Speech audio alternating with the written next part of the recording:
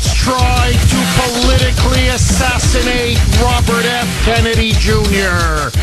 and they fail. Good morning, Kuhner country. Okay, my friends, obviously the big story for much of yesterday was what took place in front of the Senate Finance Committee and the confirmation hearings for RFK Jr., Robert F. Kennedy Jr., the son of Robert F. Kennedy, the nephew of President John F. Kennedy, to be Donald Trump's next Secretary of Health and Human Services. And I promise we'll be discussing this quite a bit today because it's a very important story with massive implications for this country. But I do have to address what happened last night at about 9 p.m., according to the media. As many of you know, in fact, as the country and the world now knows, a tragedy occurred at Ronald Reagan National Airport in Washington, D.C. An American Airlines regional flight from Wichita, Kansas, with 64 people on board, 60 passengers, obviously 4 crew members, on their way from Wichita to land at Reagan Airport, collided with a Black Hawk helicopter. And there was a huge explosion in the sky. Both the helicopter and the plane crashed into the Potomac River, the freezing, chilly Potomac River. There were 3 Army service members on board of the Black Hawk helicopter, 3 crew, 2 pilots and another crew member. In total, 67 people. Now, they have been doing frantic search and rescue operations for the last 8.5 hours. They have mobilized every possible first responder in the entire Washington, D.C. area. They have recovered so far 18 dead bodies. So far, no survivors. And what they're increasingly telling us, first responders, Secretary of Transportation, who first day on his job, Sean Duffy, President Trump addressed the country last night saying our thoughts and prayers are with all of those who probably perished, their souls, their families. We don't know if anyone will make it. We're hoping, obviously, I'm praying that an act of God will take place, and it's probably going to take an act of God. You're looking at freezing temperatures, hypothermia, and that kind of weather and that water hits human beings within 15 to 20 minutes. Plus, you have a major crash, which took place about 400 feet. I'm getting different numbers, 300, 400 feet in the air. You fall from that height onto water. It's like hitting concrete. The fuselage has been badly damaged. So it's now looking more and more grim that they'll be able to rescue anybody alive. But our thoughts and prayers, my thoughts and prayers, are with the poor people on the plane, the 3 crew members on the Black Hawk helicopter, and hopefully we're going to get answers. We're going to find out exactly what happened and why. And it's heartbreaking. There's just no other word. I've been glued to the television. I couldn't stop watching, praying, hoping that someone would be rescued. At least some people would be found alive and rescued.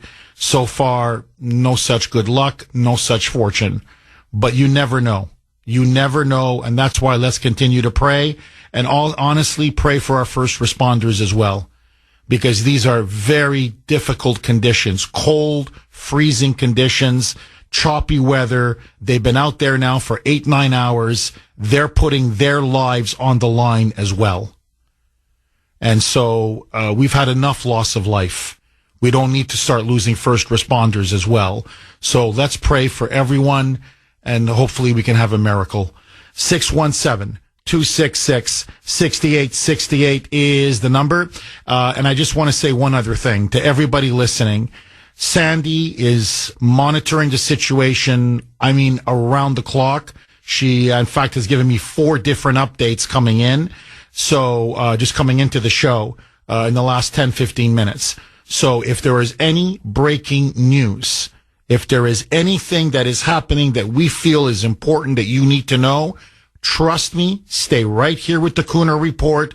We will let you know. But so far, just so that everyone is aware, there is no sign of terrorism. Nobody so far, Trump doesn't believe there's terrorism.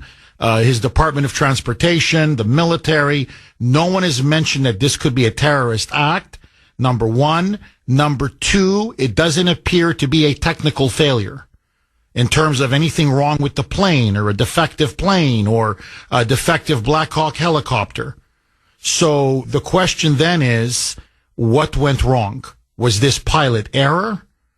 Was this air traffic control? And that is a very important issue because there have been whistleblower after whistleblower after whistleblower coming out and saying air traffic controllers are stretched way too thin and that the technology that they now use is not modern, it's not up to date, it's not adequate for all of the stuff that is now flying around our airports. It's not just planes, it's helicopters, it's drones, there's so much, aerial vehicle traffic, air traffic, that you've had whistleblowers come out and say there have been so many near misses. They said a collision was inevitable. Well, yesterday the collision took place. Last night the collision took place. So we're going to start to find out more. I don't want to start talking about a topic that there's such little information. There's a lot of speculation, but there's no evidence for anything.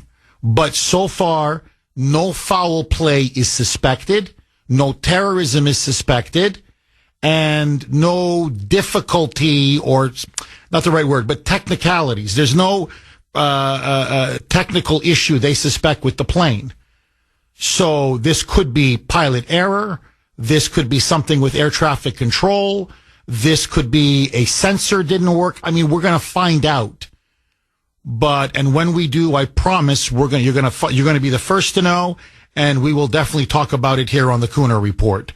Okay, so yesterday, fireworks. There's just no other way to put it. They hate him. The Democrats hate Robert F. Kennedy Jr. They hate him with a passion. It was on full display. Frankly, it was embarrassing. A lot of these hearings now are becoming very contentious. But what we saw yesterday was a pure hate fest. And let me just give you a couple of impressions, and then obviously I want to open it up to you, the great audience of Kuhner Country. 617-266-6868 is the number.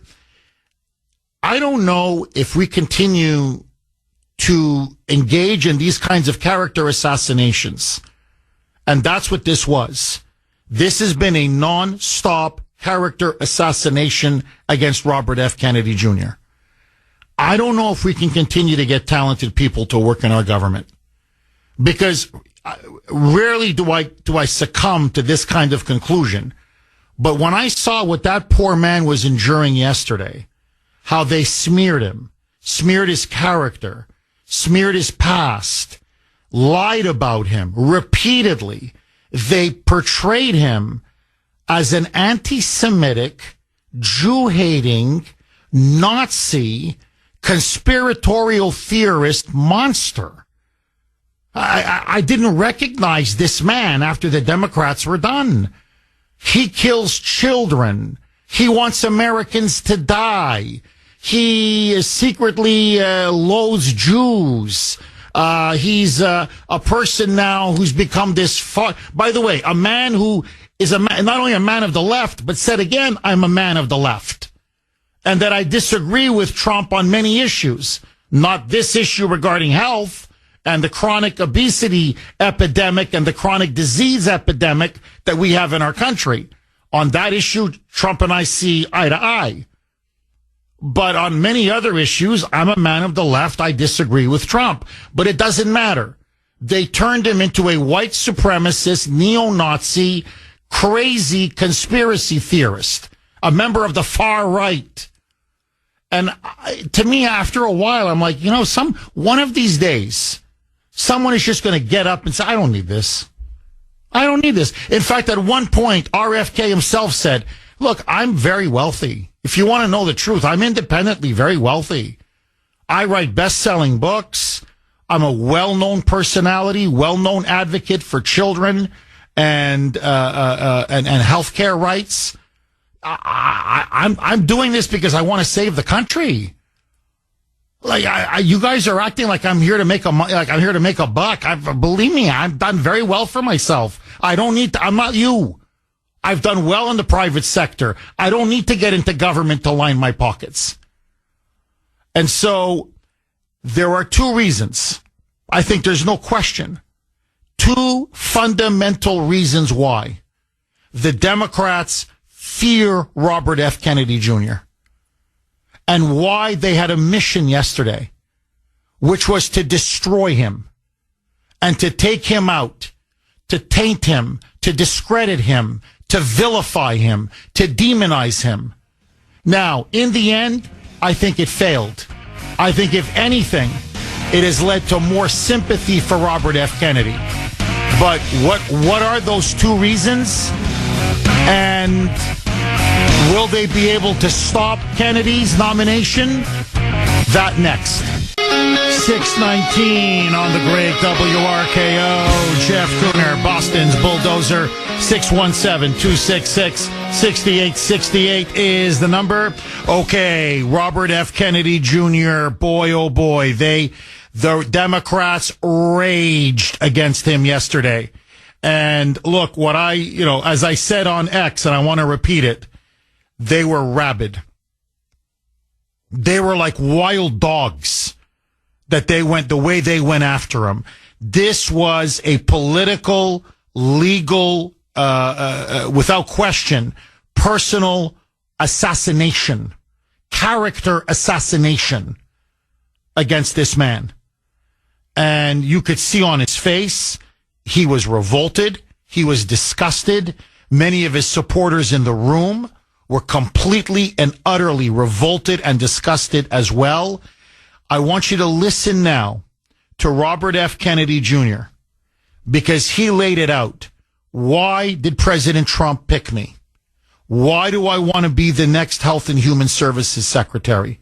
Because frankly, the way I'm being vilified, as he put it, I need this like I need a hole in the head. My own family has come out against me. My own friends, fellow Democrats, they're attacking me on every single front. This is the reason why. Roll cut 19, Mike. When I launched my campaign, it was about uniting Americans, Democrats and Republicans. There's no issue that should unite us more than this chronic health epidemic. There's no such thing as Republican children or Democratic children. These are our kids. 66% of them are damaged.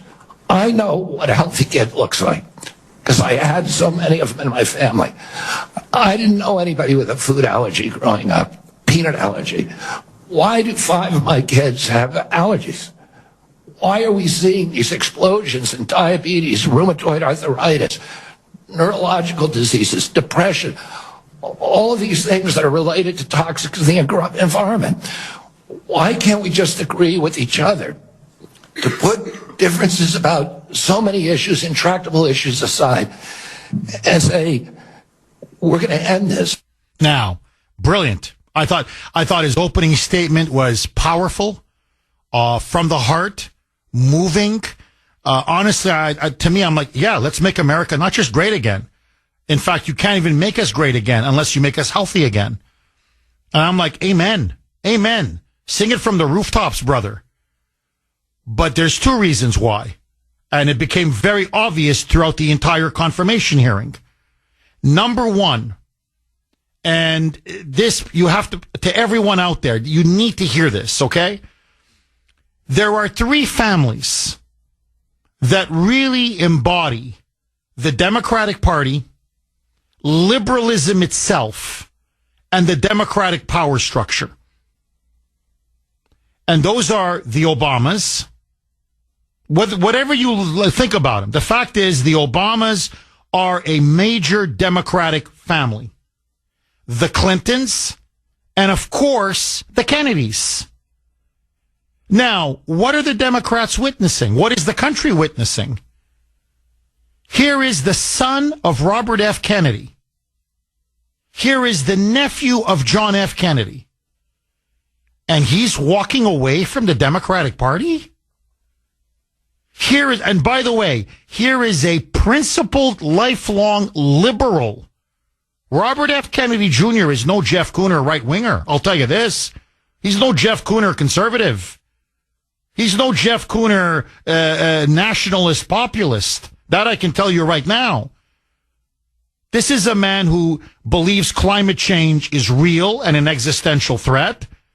This is a man who's pro-environment and has been advocating for all kinds of radical environmental issues going back 40, 50 years. This is a man who is pro-choice on the abortion issue. This is a man who favors higher taxes, higher government spending. I mean, I could go issue after issue after issue. There are most issues, Donald Trump disagrees with Robert F. Kennedy Jr. I disagree with Robert F. Kennedy Jr. But he was willing to walk away from his party and join the MAGA movement and become part of Trump's administration. Why? Because as he himself said, I don't recognize my party anymore. My father would not recognize his party. My uncle would not recognize his party. That's how far to the radical left they have gone. So, to see this man walk away and bring with him a good chunk of Democrat voters with him, or now former Democrat voters, you want to talk about an existential threat. That is a political existential threat to the Democratic Party and to the Democratic establishment. And that's why their mission is, we must destroy this man and discredit him. He cannot be the next HHS secretary. So smear him, smear him, smear him. Now, and the second one, and that also became glaringly obvious, honestly, disgustingly and shamefully obvious. Robert F. Kennedy Jr., to his eternal credit, is the mortal enemy of Big Pharma and Big Food.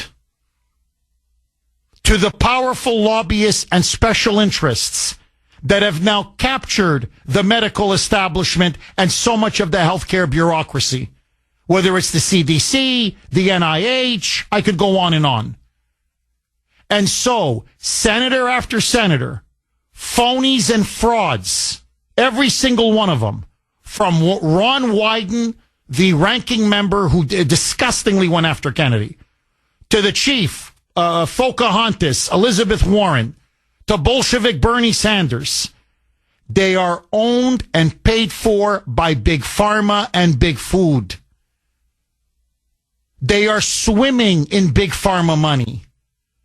And Big Pharma doesn't want to make America healthy again. Big Pharma, I'm sorry to say this, is not interested in curing the chronic disease epidemic, the chronic health epidemic. They want us to continue to remain sick so they can keep feeding us their drugs and making unlimited amounts of money. That's Kennedy's real crime. 631 on the great WRKO. Jeff Kuhner, Boston's Bulldozer. 617-266-6868 is the number. Okay. Honestly, poor Robert F. Kennedy Jr. I truly felt very sorry for him yesterday. My God, it was vicious. It was absolutely vicious the way they went after him. And the big reason, I mean, as I mentioned, the political dimensions of this are huge, but the big reason, he's going to stop the gravy train. He is going to drain the medical industrial complex swamp. That's what this is really all about. The days of big pharma now, big medicine, big food, controlling health and human services, controlling the CDC, controlling the NIH, those days are over. And so as Robert F. Kennedy courageously laid out yesterday, And someone is speaking truth to power. Look at our children. We have a massive obesity epidemic in this country. And a lot of it comes from diet, that they're eating these ultra processed foods that are not healthy, full of all kinds of additives, red dyes in particular, that the medical establishment is deliberately turning a blind eye to, even though we know there are severe long-term consequences. That's why diabetes is soaring. That's why all kinds of other illnesses are going up. That's why we have kids now that many of them are overweight. As Robert F. Kennedy Jr. himself said, 75% of our country is not able to serve in our military. Even if we were to return the draft, just for the sake of argument, okay, say we're attacked. I don't care. Pick a country. Okay, Iran attacks us. Russia, China. I'm just making, just a country attacks us. And we had, a Pearl Harbor happened today. 77% of the country literally cannot go in the military because they're either too sick or too overweight. And then he goes on to say, haven't you all noticed? The skyrocketing allergies? I got to tell you, that really clicked with me because I remember I never knew anyone growing up that had a peanut allergy. Like, in every school that I went to, on my street, my friends, I never heard of this until about, maybe 20, 25 years ago? And then I go, a peanut allergy. Really? And then more, peanut allergy. Yeah, peanut allergy. And then all kinds of allergies. And Robert F. Kennedy Jr. is saying, look, don't call me a conspiracy theorist. The studies are overwhelming. Something is happening in our food.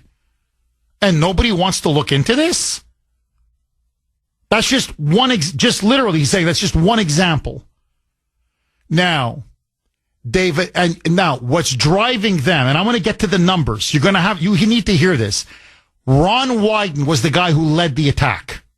Okay, he's the ranking member from Oregon, that hack. He's a vicious man. With conspiracy theory attack after conspiracy theory attack, and then it was Elizabeth Warren, and then it was Bernie Sanders. And by the way, Maggie Hassan up in New Hampshire is turning into one little nasty assassin. And going on about, you don't care about mental health? You don't care. How dare you question SSRIs? And his point is, he goes, don't you read the label? They say it could cause suicide. That SSRIs do work for some people, but for others, they could be a contributing factor, for example, in school shootings. As he pointed out, he said, and other factors as well. Video games, social media. He goes, we have to start asking ourselves, why do we have so many messed up kids who want to go out there and shoot up a school? Like, can we not ask questions anymore? Can we not look at things anymore? Instead, you can see them one after another defend every vaccination, especially the COVID jab. They were defending it at all costs. Defend every drug.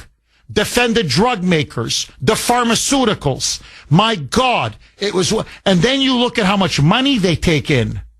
Ron Wyden is swimming in big pharma money. Elizabeth Warren, that fraud, swimming in big pharma money. Bernie, swimming in big pharma money. And there they are, vilifying him, attacking him. And by the way, he's the one that wants to make money? You're only going to HHS to line your pockets. I'm like, well, that's what you guys do. That's all you guys have been doing. You guys are literally representing one of the most corrupt influences on Washington, D.C. outside of the military-industrial complex, defense contractors. The group, the industry with the second most lobbyists, right after defense. Big pharma. Big health. Big food. So they have sent out an army of lobbyists to go and pressure Democrats and Republicans, especially Democrats. And they said, take him down. Your job is to take him down. Because if this guy does what he promises, which is, as he calls it, radical transparency, we're going to know what's in these vaccines. We're going to know what's in a lot of these drugs and pharmaceuticals that they keep pushing on people. We're going to know what's in a lot of our foods. You mean we're actually going to start dealing with our chronic disease and chronic obesity crisis? Remember, if Americans start getting healthy again, Big Pharma is losing customers. The goal of Big Pharma is not to cure you. The goal of Big Pharma is to treat the symptoms, but that you keep using their medications for the rest of your life. Now, again, look, I take blood pressure medication. I take cholesterol medication. I take Prevacid for heartburn, related to like stress and anxiety. So, look, I love these medications, but the fact of the matter is, I'm sorry, Big Pharma's in it to make money. And they don't seem to care that the more sick the population gets, the more they use and rely on pharmaceuticals and drugs. Now, this is such an obvious point, but they're trying to destroy Kennedy and make it seem like he's the one that's greedy. He's the one that wants to line his pockets, when literally it's the exact opposite. Listen now to this exchange. This was Republican Congressman Tom Tillis, where he says, look, they're just attacking you as a conspiracy theorist. They're saying, you're too crazy, you're too radical, you're too way out there, you're too unhinged, that you have no business leading the Department of Health and Human Services. Robert F. Kennedy, what say you? Listen now to RFK Jr.'s response. Roll cut 22, Mike.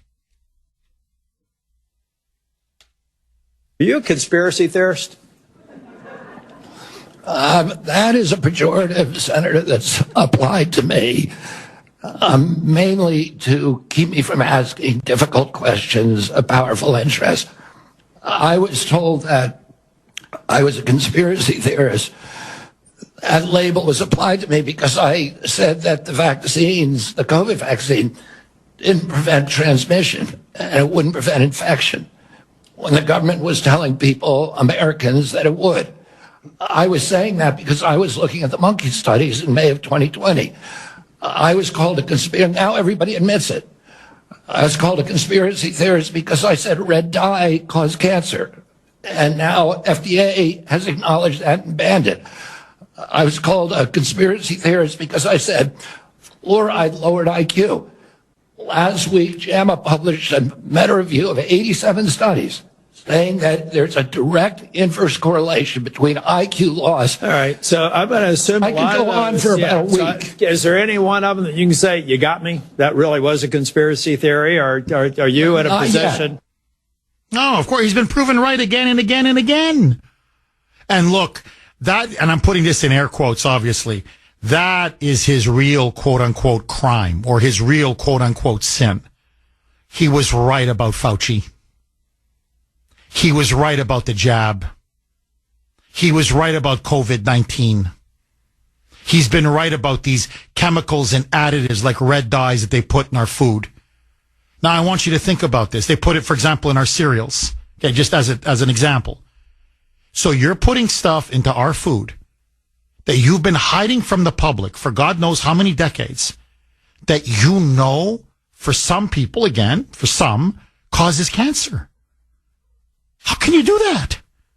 And then he's the bad guy for bringing out the truth? And now later they go, well, yeah, red dyes do cause cancer for some people. Yeah. So why'd you allow it to go into the food? You're the FDA, for God's sake. The biggest misnomer, the biggest oxymoron was the so-called COVID vaccine. Why? Because a vaccine, say the polio vaccine, you take the polio vaccine, you don't get polio. You take the smallpox vaccine, you don't get smallpox. The COVID vaccine, this so-called quote-unquote vaccine, you take it, you still get COVID. You take it, you can still transmit COVID. It's not a vaccine. It never was. Robert F. Kennedy Jr. is right, and that's why they want to crucify him. 648 on the great WRKO. Jeff Kuhner, liberalism's worst nightmare, baby. Okay, 617-266-6868 is the number. Couple lines are open if you want to jump on. Did you see the confirmation hearings yesterday for Robert F. Kennedy Jr.? What did you make of it? And really, was this borderline? I mean, look, he's a big boy. He defended himself very well. He's obviously a very intelligent, very well-read, well-researched man. He knows his stuff. You can see that. But he has a vocal cord issue.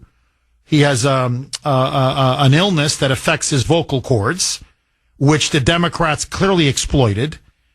And if you notice, they kept deliberately talking over him and really berating him.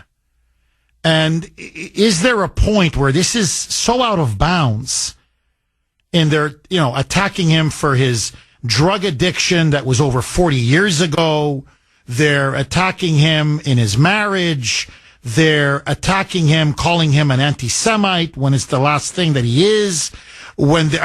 After a while, when you engage in such obvious defamation and character assassination, does it become abuse? A form of verbal, emotional abuse. I'm not trying to be a snowflake. I don't mind. I love a good, rigorous debate. But really, you can see on his face, you're just smearing me and yelling at me and screaming at me and smearing and smearing and smearing. You're not interested in my, by the way, they never wanted to hear his answers. That's what I found incredible. They were all grandstanding, showboating to the cameras. And it was just hit him, vilify him, attack him. It's 5 minutes of Q&A, meaning question and answer. He never had a chance to answer. And when he would try to give any kind of a nuanced answer, they just browbeat him and talked right over him. And so Tracy made an excellent point. This is what she sent me on Messenger. Jeff, good morning. Well, good morning to you, Tracy. I feel as though the Democrats took advantage of RFK Jr.'s speech problem. They screamed and screamed. And if it were you or me or us, we would have a chance of being heard. They knew that, and they took advantage of his disability. Bingo. That's another thing I thought was absolutely disgusting. They knew he can't talk over them. He's like, he speaks with that raspy, almost like there's scratching on his vocal cords when he talks, right? So it's hard to hear him and even understand him a little bit. So if you notice, every single Democrat was deliberately yelling and screaming. And when he would try to answer something they were saying, they just shouted and talked over him.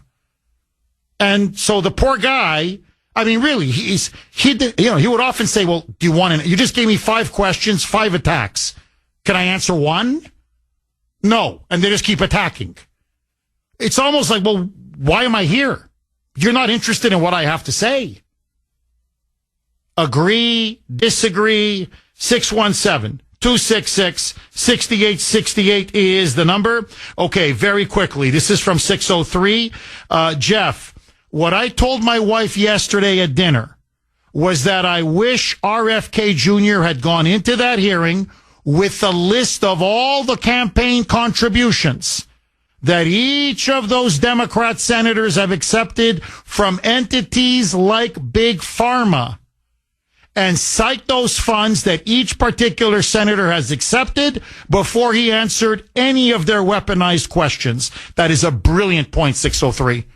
And I'm going to get to some of the numbers. You're going to be shocked.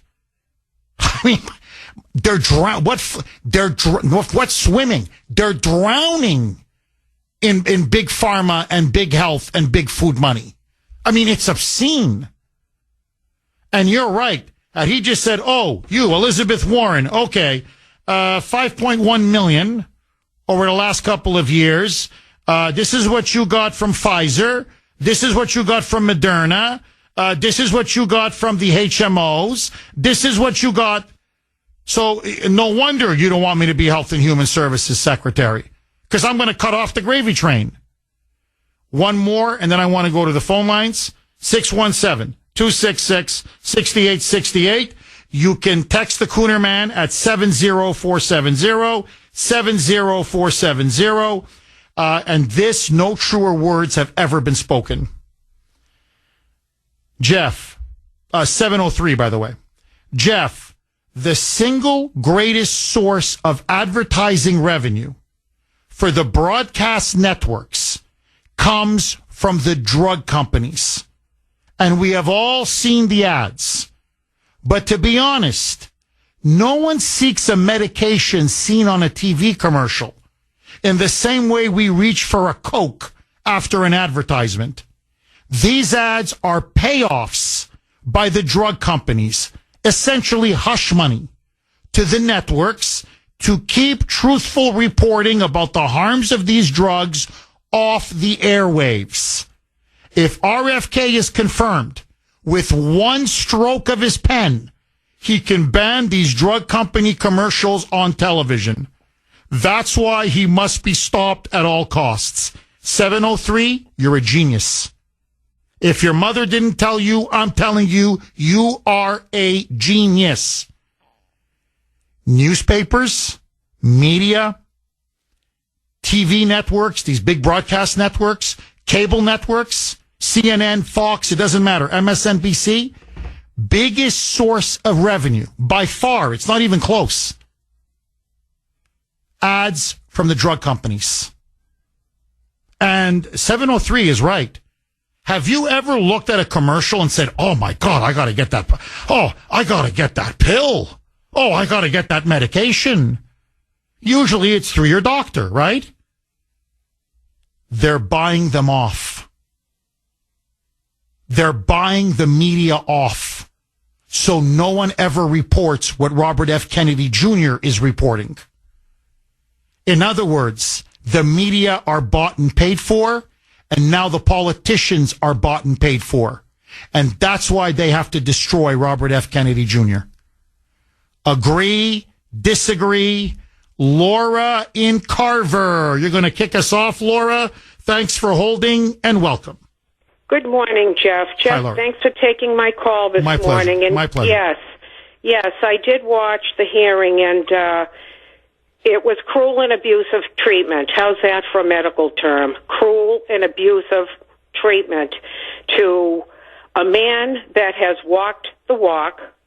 He had an addiction, and today he still continues with his programs of sobriety and good health. So what a better life coach than somebody that has walked the walk, and that's doing the talk about getting yourself together, getting rid of your addictions, stay healthy, eat right, exercise.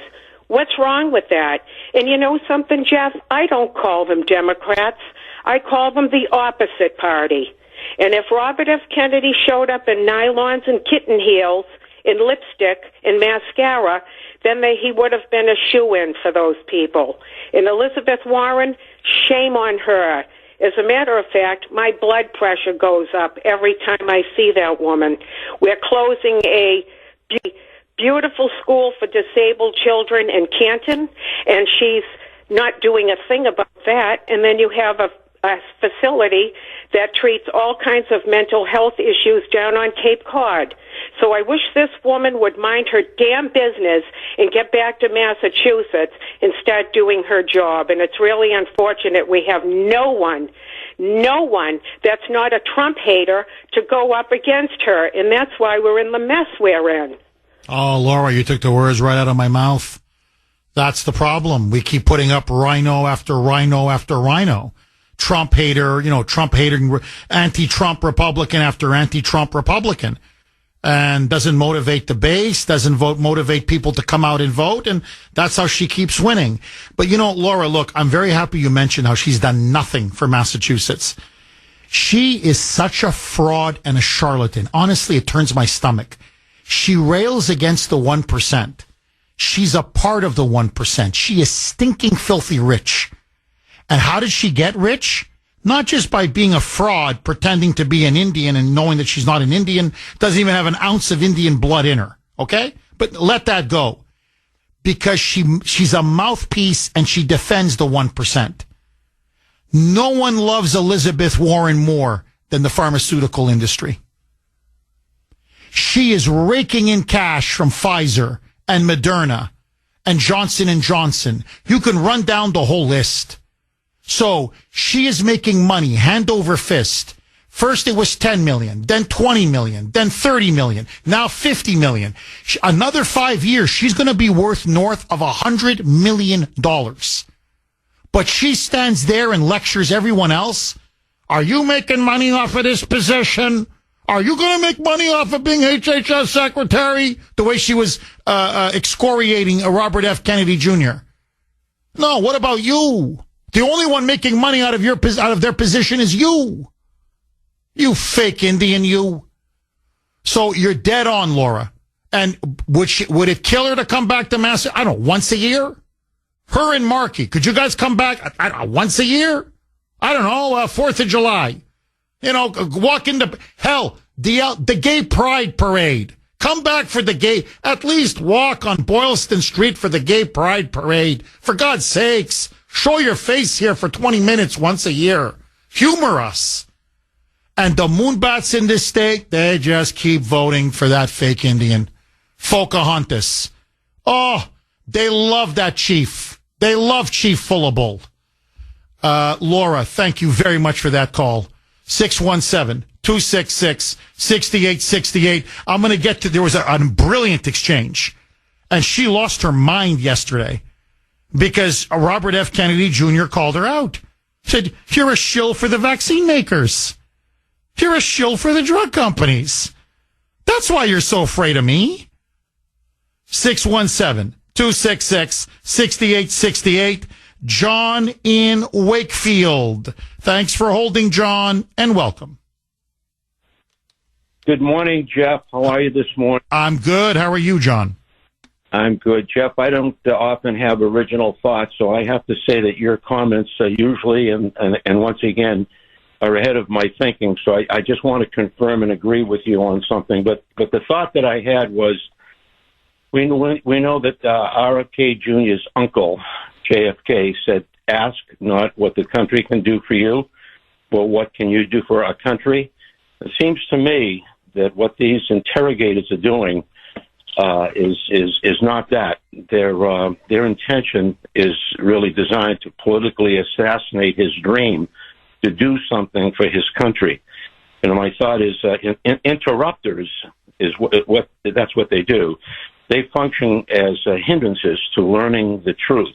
Listeners need to be quiet in order to learn. And so when they intimidate him, they don't want to hear what he has to say because they already know the truth, but they can prevent others like us from listening quietly and saying, oh, I didn't know that. I didn't know that. But you see, these people already are in the tank. And so they want to really remove him as a voice of truth. I couldn't have said it better myself, John, really. Look, again, I have a lot of disagreements with RFK Jr., but on the jab, he was prophetic. On Fauci, he was prophetic. On COVID, he was prophetic. Now it's turning out on other vaccines as well. He's again prophetic. And on the chemicals, the additives, the dyes that they put in our foods. My God, you want to talk about a truth teller? He's 100% correct. He wants, it's not just that he wants us to exercise, obviously, and have a good diet. What he's saying is they're putting garbage in our food. Like this stuff some of it is poisonous. And I'll just give you an example, John. I promise I'm going to give you the last word. This was about maybe 6 years ago. Okay. Don't quote me. 5, 6. It was before COVID. And there was a big story in the Wall Street Journal about why are cancer rates going up? They're saying, no, they go like people are complaining all the time. Like, how come I keep hearing about more friends and family members that say 30, 40 years ago are having cancer? Why is that? Like, is it just me? And they said, no, it's not you. Everyone is mentioning it. Everybody's talking about how they know more and more people who have cancer, whatever, all kinds of cancer, doesn't matter. And they go, the cancer rates in the country are going up. And so people are asking why. And then they just started to interview doctors. And John, I remember at the time, it really struck me. It was a throwaway line. They never did any follow-up. Doctor after doctor said, well, it's the foods that we eat. A lot of it is because of, a lot of it is because of the foods that we eat. And then the article just continues. I'm like, whoa. I remember reading this. I'm like, well, what foods? Like, you're just telling me as a doctor, and I believe you, that you think a root cause of people my mother getting, she had breast cancer twice. Then she battled pancreatic cancer for 5 years before it killed her. So cancer for me was very personal. I have family members who died of cancer, including, God rest her soul, my mother. So I'm like, well, what kind of foods? What are they putting in the foods? Like, how come you're just skipping over this? This is the heart and soul of the whole thing. And that's when I began to realize the media is in the tank for big pharma. The media is in the tank for big food. Why? I mean, why are they? And then you look at the ads and you realize, yeah, they're bought and paid for. Well, Robert F. Kennedy Jr. comes along and he starts citing, and these are peer-reviewed studies from some of the most reputable institutions around, not just in America, but around the world.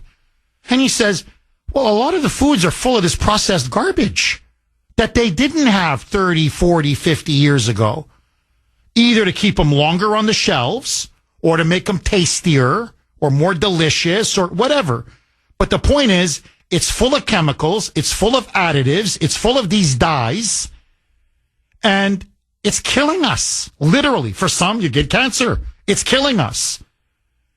And instead of saying, oh my God, this is where the FDA should come in. This is where the Health and Human Services should come in. Instead, destroy the messenger. Destroy the truth teller. And so one of his big missions if he becomes Health and Human Services Secretary is full transparency. That's what they're afraid of. You're going to know what's in your food. And he wants us to start eating. And he said it. Look, I'm a libertarian. He goes, my boss, i.e. Trump, loves loves McDonald's cheeseburgers and Big Macs and Diet Cokes. He wants to have it. Go ahead. I'm not going to prevent you from eating whatever you want to eat. But you should know what's in your food before you put it in your mouth. I want everybody to be informed. And hopefully people will start making better choices. Now, what's wrong with that? How could you fear that? They fear that because they know that they're putting garbage and poison in our food. These additives, these chemicals, he wants us to start eating healthy foods again. The way, frankly, we used to in this country 50, 60, 70, 80 years ago. And that's why cancer rates were a lot lower. People were a lot thinner. You didn't have this chronic sickness problem, this chronic obesity problem. He's completely right. And then ask yourself this. Say we all start eating much healthier food and they clean out the additives and the chemicals and the dyes. And all right. So we're all losing weight as a population. We're getting thinner, lighter, healthier. We no longer have type 2 diabetes. We no longer have chronic high blood pressure or cholesterol or whatever. How's Big Pharma going to make its money? The healthier the population gets, the Big Pharma is losing money. Big Food. What is Big Food going to do? Big Food, they want you to buy these, cereals loaded with additives. That's how they make their money. If people stop buying their products, they're done. They're finished. And so they've bought these politicians and they've bought the media and they say, you got to turn this guy into the second coming of Genghis Khan. And let me just ask you this, John, okay? Because they're going on yesterday, and in the media in particular, he used to be a heroin addict. Yeah, 42 years ago. He's been clean for 42 years, over 4 decades, and he still, every day, makes sure that he goes to his meetings and, that he goes through all the steps so he never relapses. So he doesn't smoke. He doesn't drink. He doesn't do drugs. He hasn't done drugs in over 40 some years. Now, are we going to start preventing people from serving in our government if they happen to have had a conviction 40 years ago? How about all these members of Congress? How many of them were alcoholics or alcoholics now or drug addicts in the past or drug addicts now? Instead, the goal is to dirty him, to embarrass him, to humiliate him. And then he'll eventually just say, I don't want this job. That's what it is. I don't need this. Who needs this? The mockery, the vilification, the demonization, the relentless attacks. And so that's why, honestly, look, John, really, I know a lot of very, very good people who would be, I always say, you should work in government. Are you crazy? Are you, by the time they're done with me, I'm Adolf Hitler. I'm the worst man that ever lived on the planet. That, to me, is the real threat to democracy. What say you, John? Agree, disagree? Well, once again, while you're speaking, I just have so many thoughts, Jeff. You're so prescient in what you're saying. Most great men have been overcomers of something that they've had in their life, but that didn't stop them. They overcame and they made contributions to society, and I think that's the same for you, for me. We're all really kind of equivalent in that regard. No one is perfect. If I can just kind of conclude by adding something, I've read pretty much most of the current publications of RFK Jr. And I read to learn. I want to know what I don't know, and as I read, I also have the gold standard in my life is the truth of God's word. I read the Bible every day, and so I test what I read, even within Scripture, to find, do I really understand what this is saying? And I have underlined RFK's books almost as much as I've underlined my Bible. If you were to take a look at my Bible, it's just completely underlined with so many things and so many thoughts and so many moments where I have to reflect. The Bible uses the word Selah, S-E-L-A-H, and it says, stop for a minute. Understand what you're reading. And when I read RFK... Oh, I hear you. John, I hear you. No, look, I got to say, his biography on Fauci, outstanding. Outstanding. I'm telling you, incredible. Just as an example, you read RFK's work, you stop, you think, you reflect, because it's the truth. 720 on the great WRKO.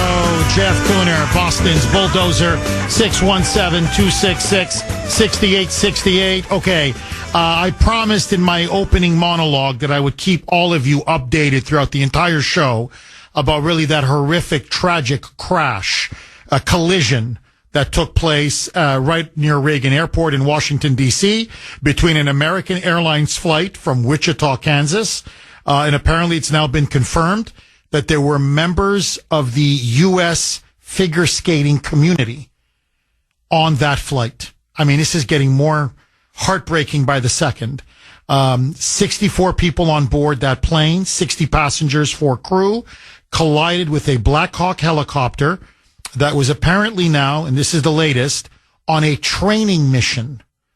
So if you're asking yourself, why was the Black Hawk there, going right down the Potomac River near Reagan Airport, and that's where the collision took place, the flight, the American Airlines plane, hit the Black Hawk helicopter, and there were 3 Army crew members on board. Apparently what we're now being told by the military is that this was a training mission. And in particular, I know because I used to live in D.C. and honestly, I took Reagan Airport so many times, especially to visit my sick mother, speaking of cancer and, bad food and anyway, but so I've taken flights in and out of Reagan so many times. They do a lot. There's a lot of Black Hawk helicopters and a lot of helicopters in general because you have the Pentagon right nearby. You've got dignitaries being flown in, military brass being flown, say, to the White House or to the Pentagon to give a briefing. So this apparently was a training mission by the military from Fort Belvoir, I think is how you pronounce it, or Belvoir. Anyway, Fort Belvoir or Belvoir in Virginia, about 12 miles away. And what they do is they transport military brass to important meetings, whether at the U.S. Defense Department or at the White House or wherever it may be. So we're going to find out more, obviously. But so far, they're saying they don't suspect foul play and they don't suspect terrorism so far. 617-266-6868 is the number. Okay, this is a really good message that I got from Marianne on Messenger. Jeff, Hiawatha, i.e. Elizabeth Warren, is on the warpath because her major source of income is now threatened by RFK Jr. She's a hypocrite. And obviously we know she's a liar because she lied in order to get paid $400,000 to teach one course when she wasn't qualified to do so because she's not Native American Indian. She is an absolutely horrible, evil bitch. Democrats all over the country are known for voting stupidly because they are so low information and they believe the crap that comes out of the mouths of their Democratic politicians like you, Jeff. I have some issues with Robert F. Kennedy Jr., but I think we need him in this position, and I think he will do well in it. I think he's going to kill it. That's the only thing I would quibble with you, Marianne. Otherwise, I think your message is right on point. I think he's going to be an outstanding HHS secretary. He's going to take on the medical industrial complex and the medical establishment swamp. And that's why they're panicking and freaking out. Just like Pete Hegseth is going to drain the Pentagon swamp. 617-266-6868. Carol in Bridgewater. Thanks for holding, Carol, and welcome. Hi, Jeff. Hi. Just hear me out. I mean, I don't know if you remember, I told you years ago that I have MS. And, I totally agree with Bobby on a lot of stuff. I was diagnosed in 97. I've never had another attack. I look at both Western and Eastern medicine. I try to deal with things through organic food. I agree with him on the dyes and stuff, and on, saccharin and everything else, simple foods, whole foods, everything. I'm hoping he brings to the table a board of people both on holistic and Western medicine here. And, I believe that we all have the right to choose which path. I'm not against medicine if need be, but I don't take any, and I've never had another attack since 1997, just the onset. So God gave us food. And if we go back to the heirloom seed, where he may try to protect, preserve, and bring back to growing in America and not importing things where we need preservatives and chemicals, and he stops big pharma and big agriculture from destroying organic farms and trying to spray their toxic chemicals on things, we could be a healthier nation if he brings a board of people like Dr. Livingood, Dr. Gundry maybe, Gary Brecker, a whole slew with the scientists, and they work together. We may have a healthier society.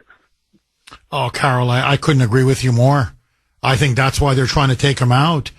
And look, I want to give Robert F. Kennedy Jr. full kudos on this. He says, I'm bringing together a team that spans the entire political spectrum. He goes, I don't want you to think I'm just bringing in, Republicans or conservatives. If they're good scientists and they're good researchers, and they're good medical experts, Democrats, independents, libertarians, Green Party support. I don't care about your political affiliation. I just want the best science and to tell the American people the truth about what's best for their health. We get him through. He's going to make this country healthier again. You can take that to the bank. Carol, dynamite call. More next.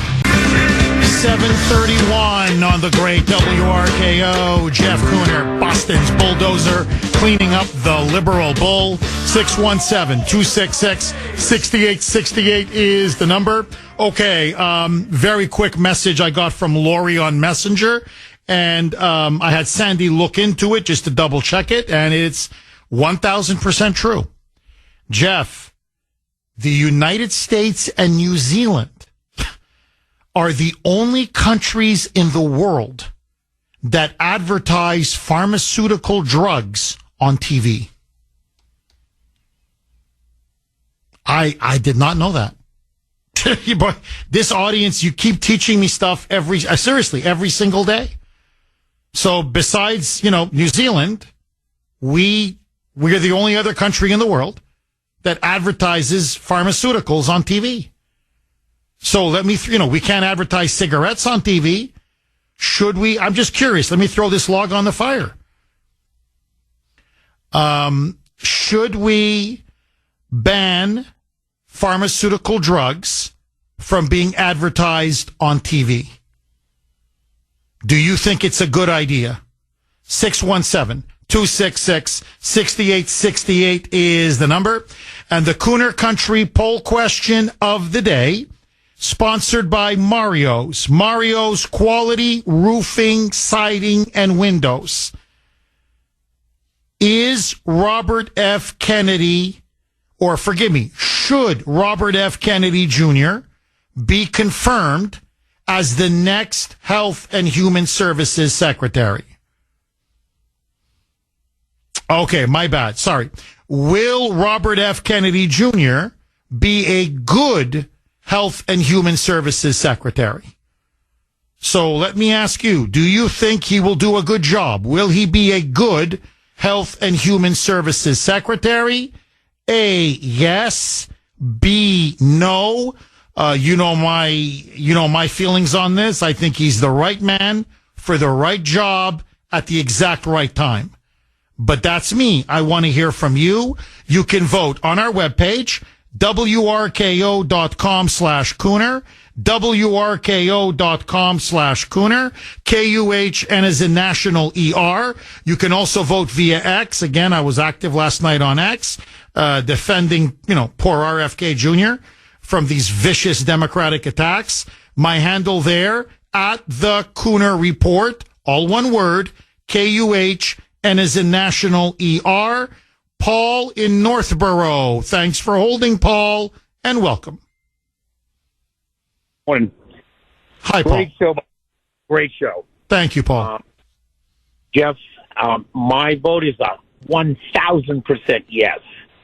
Donald Trump needs to stick with this man, and I don't care if it's a recess appointment. This guy is absolutely the right person for the job, and how can you tell? You can just look at what the Democrats, look how they're attacking. That's how you know you got the right person for the job. It depends on their hatred and the vitriol that they show in these hearings. That's how you can tell. It was Pete Hegseth, it was Tulsi Gabbard. If they're attacking, that means you're over the target. And absolutely, they are afraid of him, Jeff. They're afraid of this, maybe not so much with a pen, one pen outlawing, junk food or anything like that, but they are afraid of him bringing light to the subject. They're afraid of him with the bullhorn. They're afraid of the conversation, and that's deadly to them, especially with the COVID. This is what their fear. And even though there are a lot of these Republicans, they have a dog in this race, and absolutely, he needs to be confirmed, and I don't care what it takes. This is absolutely the right person. Trump picked him for this reason.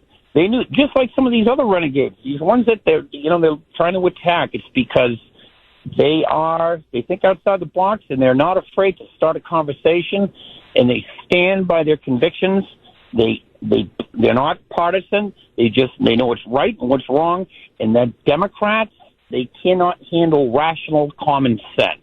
It's like the crucifix to Satan. They just cannot handle it, and that's why they're afraid of this guy. And he is one. And I don't know if the Trump team is.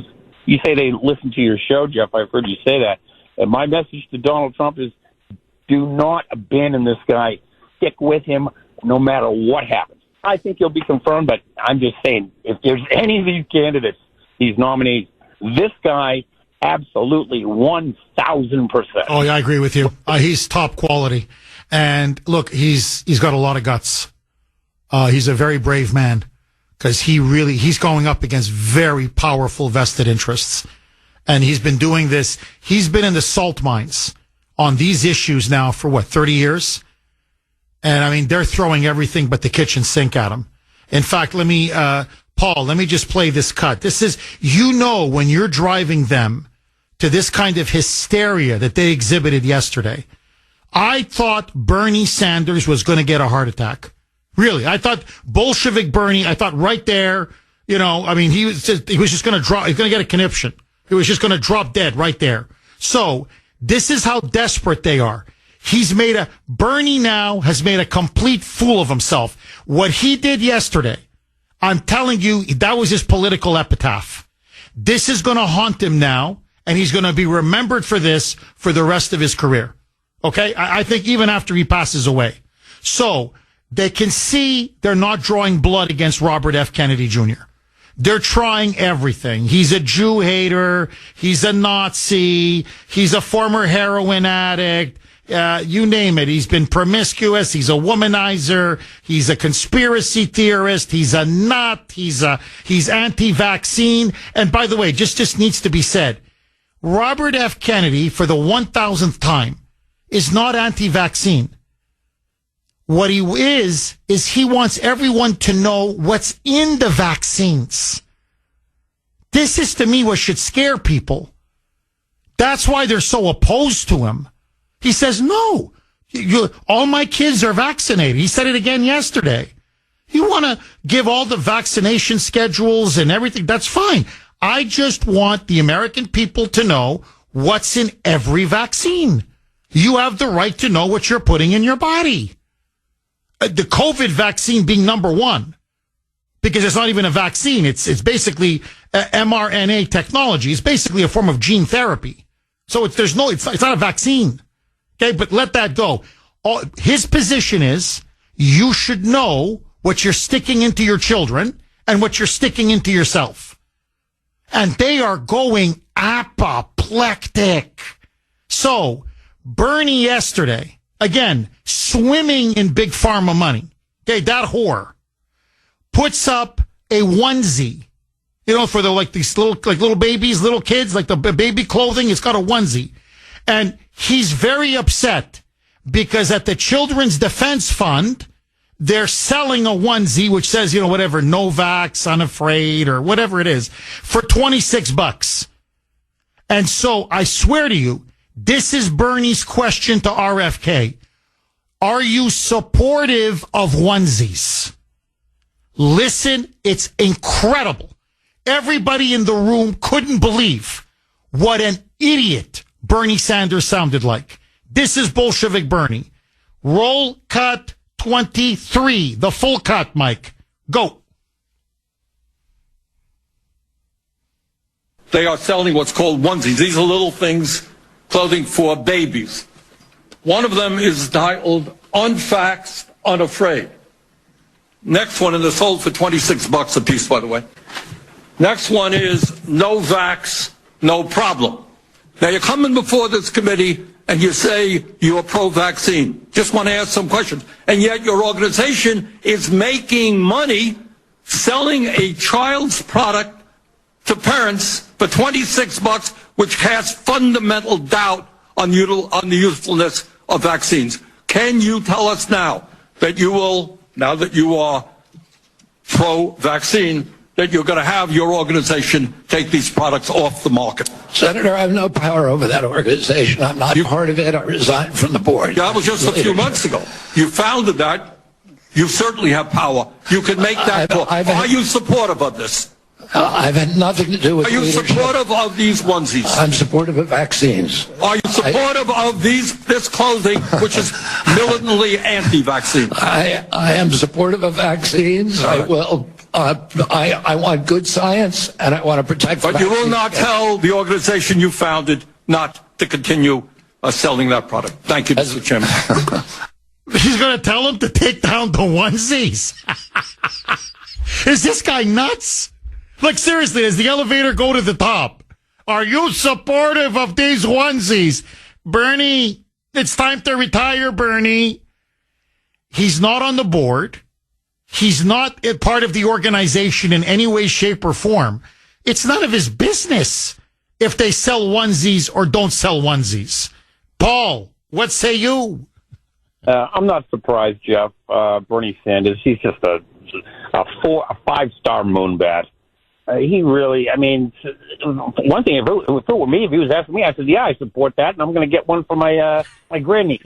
And I don't think he should be giving any of these vaccines to babies or infants. Anybody who does that should have their head examined. Okay? That's untested. We don't know what's in these drugs. Yeah, I would have stood up and said, yeah, I support it. I don't think you should be giving that to babies. This guy. He's crazy. No, look, are you supportive of these onesies? He made an absolute clown and fool of himself. Am I going to give the COVID jab to a 1-year-old kid? You're crazy. You're crazy. More next. 7:49 on the great WRKO. Jeff Kuhner, Boston's Bulldozer. 617-266-6868 is the number. Okay, let's go to Marilyn in Norwood. Thanks for holding, Marilyn, and welcome. Good morning, Jeff. Good morning, Marilyn. I have a few pieces of information to contribute to your show for the listeners. I worked in the biotechnology industry in Cambridge in the 1990s for 8 years, and I was in the regulatory affairs department. Regarding thimerosal, which is a stabilizer that has been used in cosmetics and in many vaccines and other products going back to the 1930s, if we as much in that company had a spill that was smaller than the size of an eraser tip, it had to be reported to the federal government, the Commonwealth of Massachusetts, and the city of Cambridge at that time. So I did a Medline search the other week, and there is a very limited amount of research implicating thimerosal as a neurotoxin that crosses the blood-brain barrier. And so this is one of the reasons now that the CDC or the FDA is no longer including thimerosal, which is an issue that Robert Kennedy has raised, in childhood vaccines, so they claim. The next thing is that disgusting remark implicating him as an anti-Semite, which is the lowest of the low. They pull that out. Trump is a fascist, Kennedy's an anti-Semite, and other kinds of really spurious things, because there is an emerging field in science called pharmacogenomics, and this may not be widely known among your listeners, but there are some brand new prescription drugs that now are known heart drugs, for instance, because there are slight genetic differences in people around the world. Their bodies adapt to different climates over thousands of years. So there are some heart drugs, for example, that perform better in the black population than in the Caucasian or Asian population. There are other new drugs that perform better in the Asian population than the black and the Caucasian population. So you see what's happening. And so when he apparently, if it was repeated correctly, had either produced some research basically implying that Asians and possibly Ashkenazi Jews, maybe did not manifest certain types of COVID symptoms the way other groups do. This may be related to this whole emerging field of pharmacogenomics. You nailed it. Marilyn, you absolutely nailed it.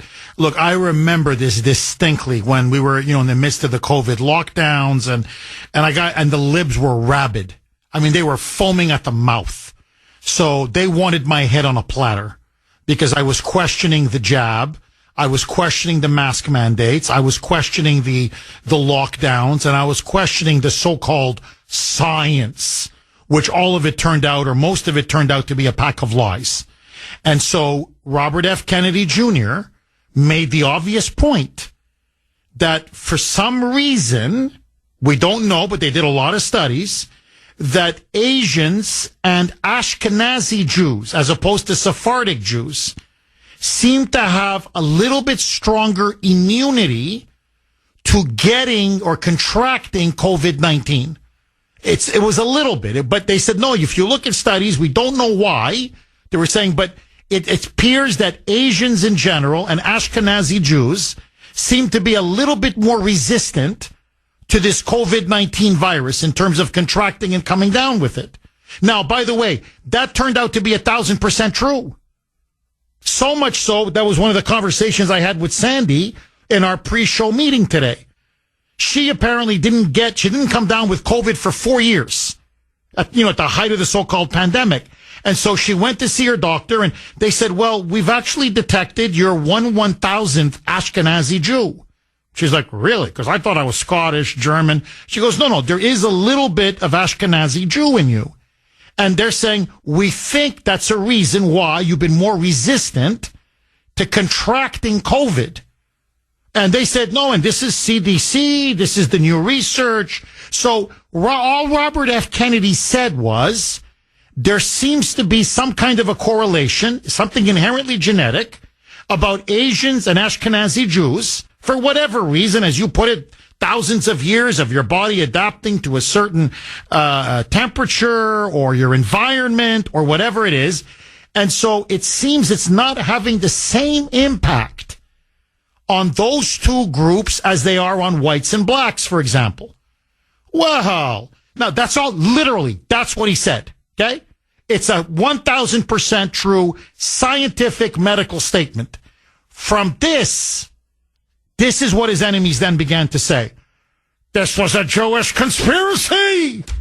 So the Jews invented COVID. Is that what you're saying? To kill off the rest of the world so that only the Jews can inherit the world. He's like, what are you talking about? I never said any of this. And so the Democrats were like, well, you're an anti-Semite. He's like, I'm not an anti-Semite. What are you, nuts? Well, you're the one that went on about the Ashkenazi Jews. You were claiming COVID was cooked up to kill all the non-Jews. He's like, I never said that. This is what I'm talking about. They take something that someone says, completely twist, distort, and manipulate what he said, and then turn it around, weaponize it, to use the current jargon, and now they paint him as he's Adolf Hitler's long-lost love child. That's what they were trying to paint this poor guy as yesterday. Now, why would you go, and I'll give you the last word, Marilyn, why would a Ron Wyden, who, by the way, is Jewish himself, and he should be disgusted at this deliberate smear against Robert F. Kennedy Jr., okay?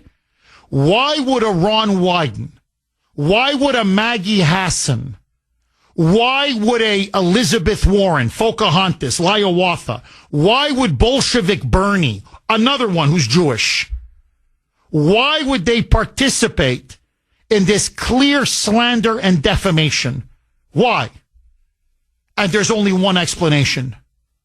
Follow the money. Because if RFK Jr. is confirmed as Health and Human Services Secretary, we're going to find out the whole truth. The vaccine was rushed to market. They didn't do the proper internal studies. They didn't.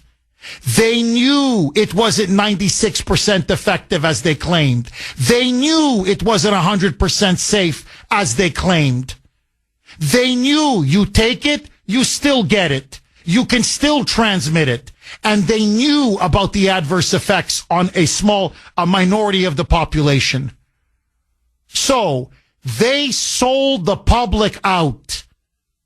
They lied to us. They literally knew they were pushing a mRNA experimental gene therapy masquerading as a so-called vaccine, as a cure that they knew wasn't the cure and that they knew was going to get people killed.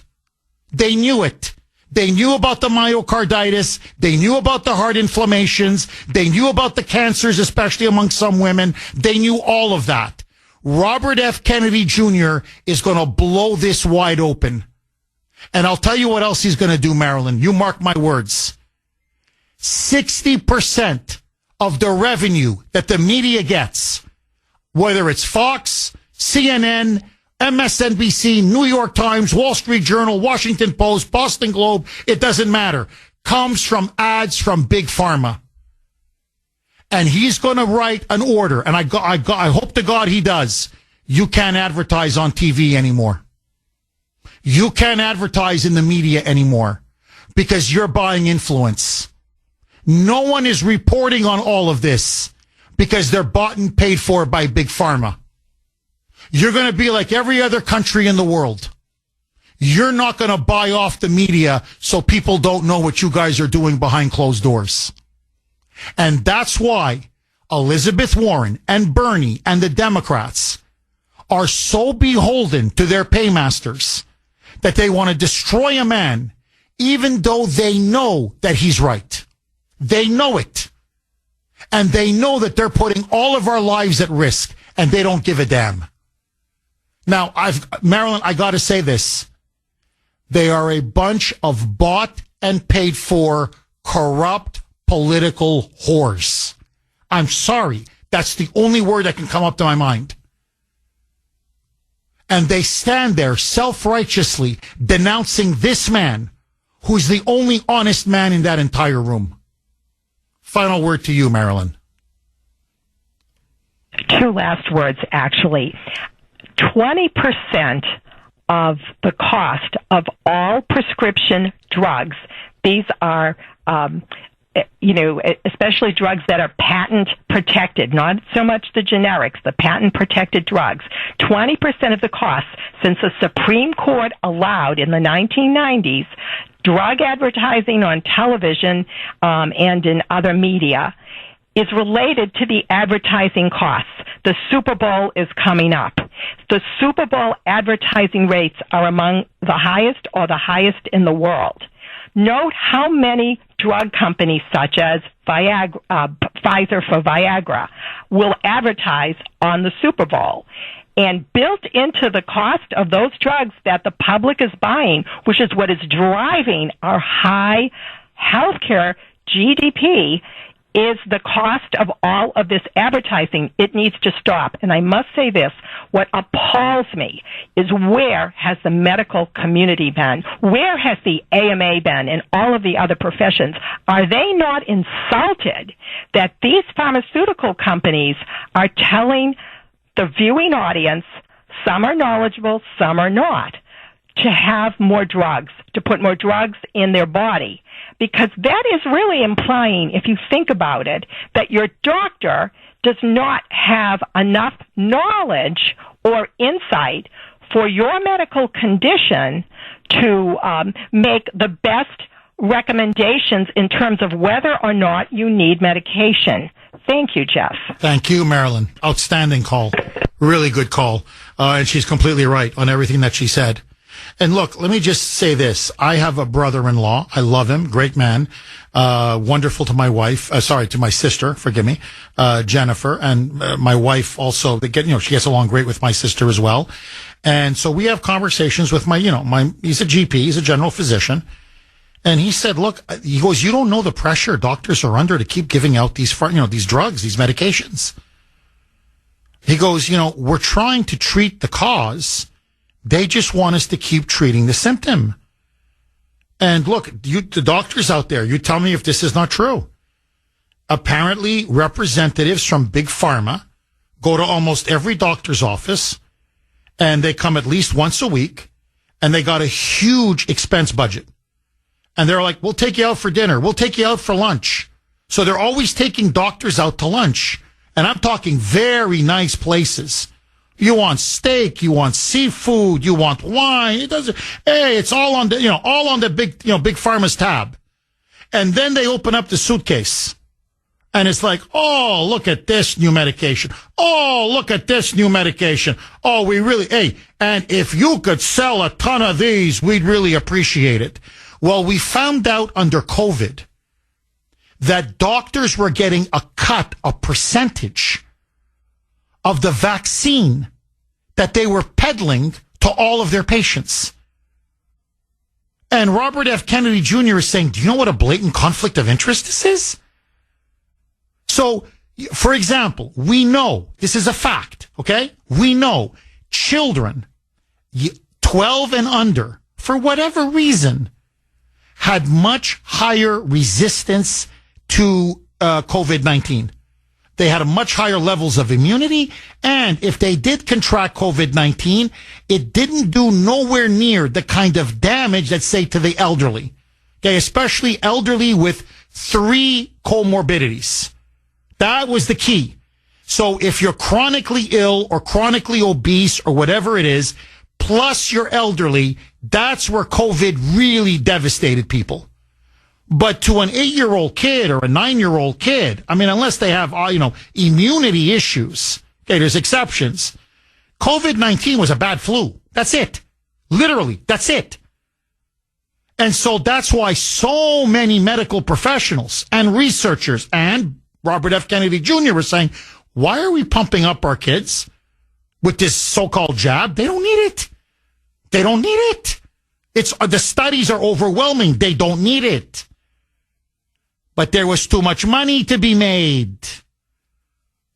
Too much. And so they pushed it. They pushed it in the schools. They pushed it in the doctor's offices. They pushed it on TV. Fauci, Chicken Little, who's made millions now. Millions since he left. In bed with Big Pharma. He pushed it on 8, 9, 10-year-old kids. And by the way, the consequences, be damned. There was a man near Toronto. I read that story on the air. I almost broke down in tears. Because I saw a picture of his boy. His boy's face looked exactly like my Ashton. Almost like a spitting image. 17 years old. They forced him to take the jab or else he couldn't go to school. He took the jab. Within 2 weeks, his boy was dead.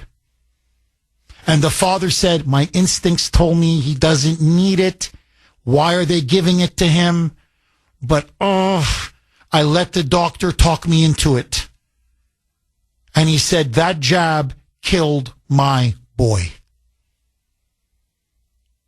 And they played hockey together. They went to hockey games together. They went hunting together. He goes, he wasn't just my son, he was my best friend. And my boy is gone. All because of Fauci. All because of the corrupt medical establishment pushing this BS vaccine, which is not even a vaccine, knowing, many of them, that it had adverse effects, especially on young people, and especially on young males. The evidence is irrefutable. It's irrefutable.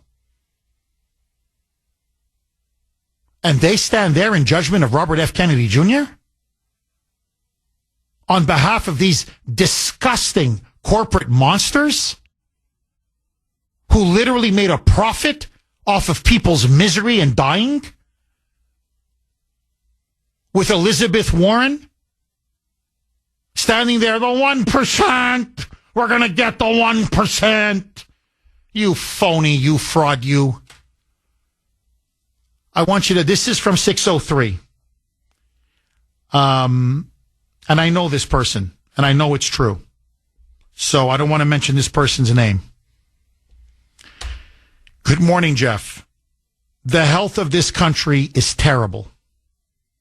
Most of which is caused by the chemicals they put in our food in the name of profits. Now listen to this. My mom is and always has been the queen of processed, sugar-free, diet everything. Now she's battling dementia. My oldest daughter, who's a police officer, got the jab. In fact, remember, they forced the police to take the jab. Remember that? Or you lose your job. Remember that? The jab or your job. You remember that? So his oldest daughter, who's a police officer, she got the jab. Now she's battling breast cancer. She's 32 years old.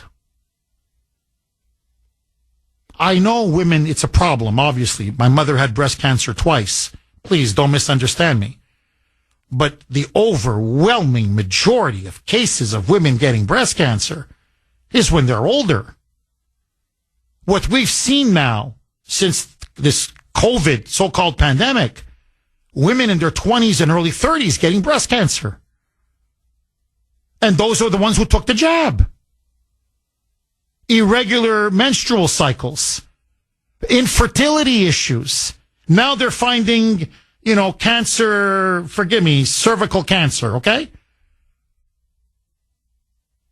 RFK says, I'm going to open all this up.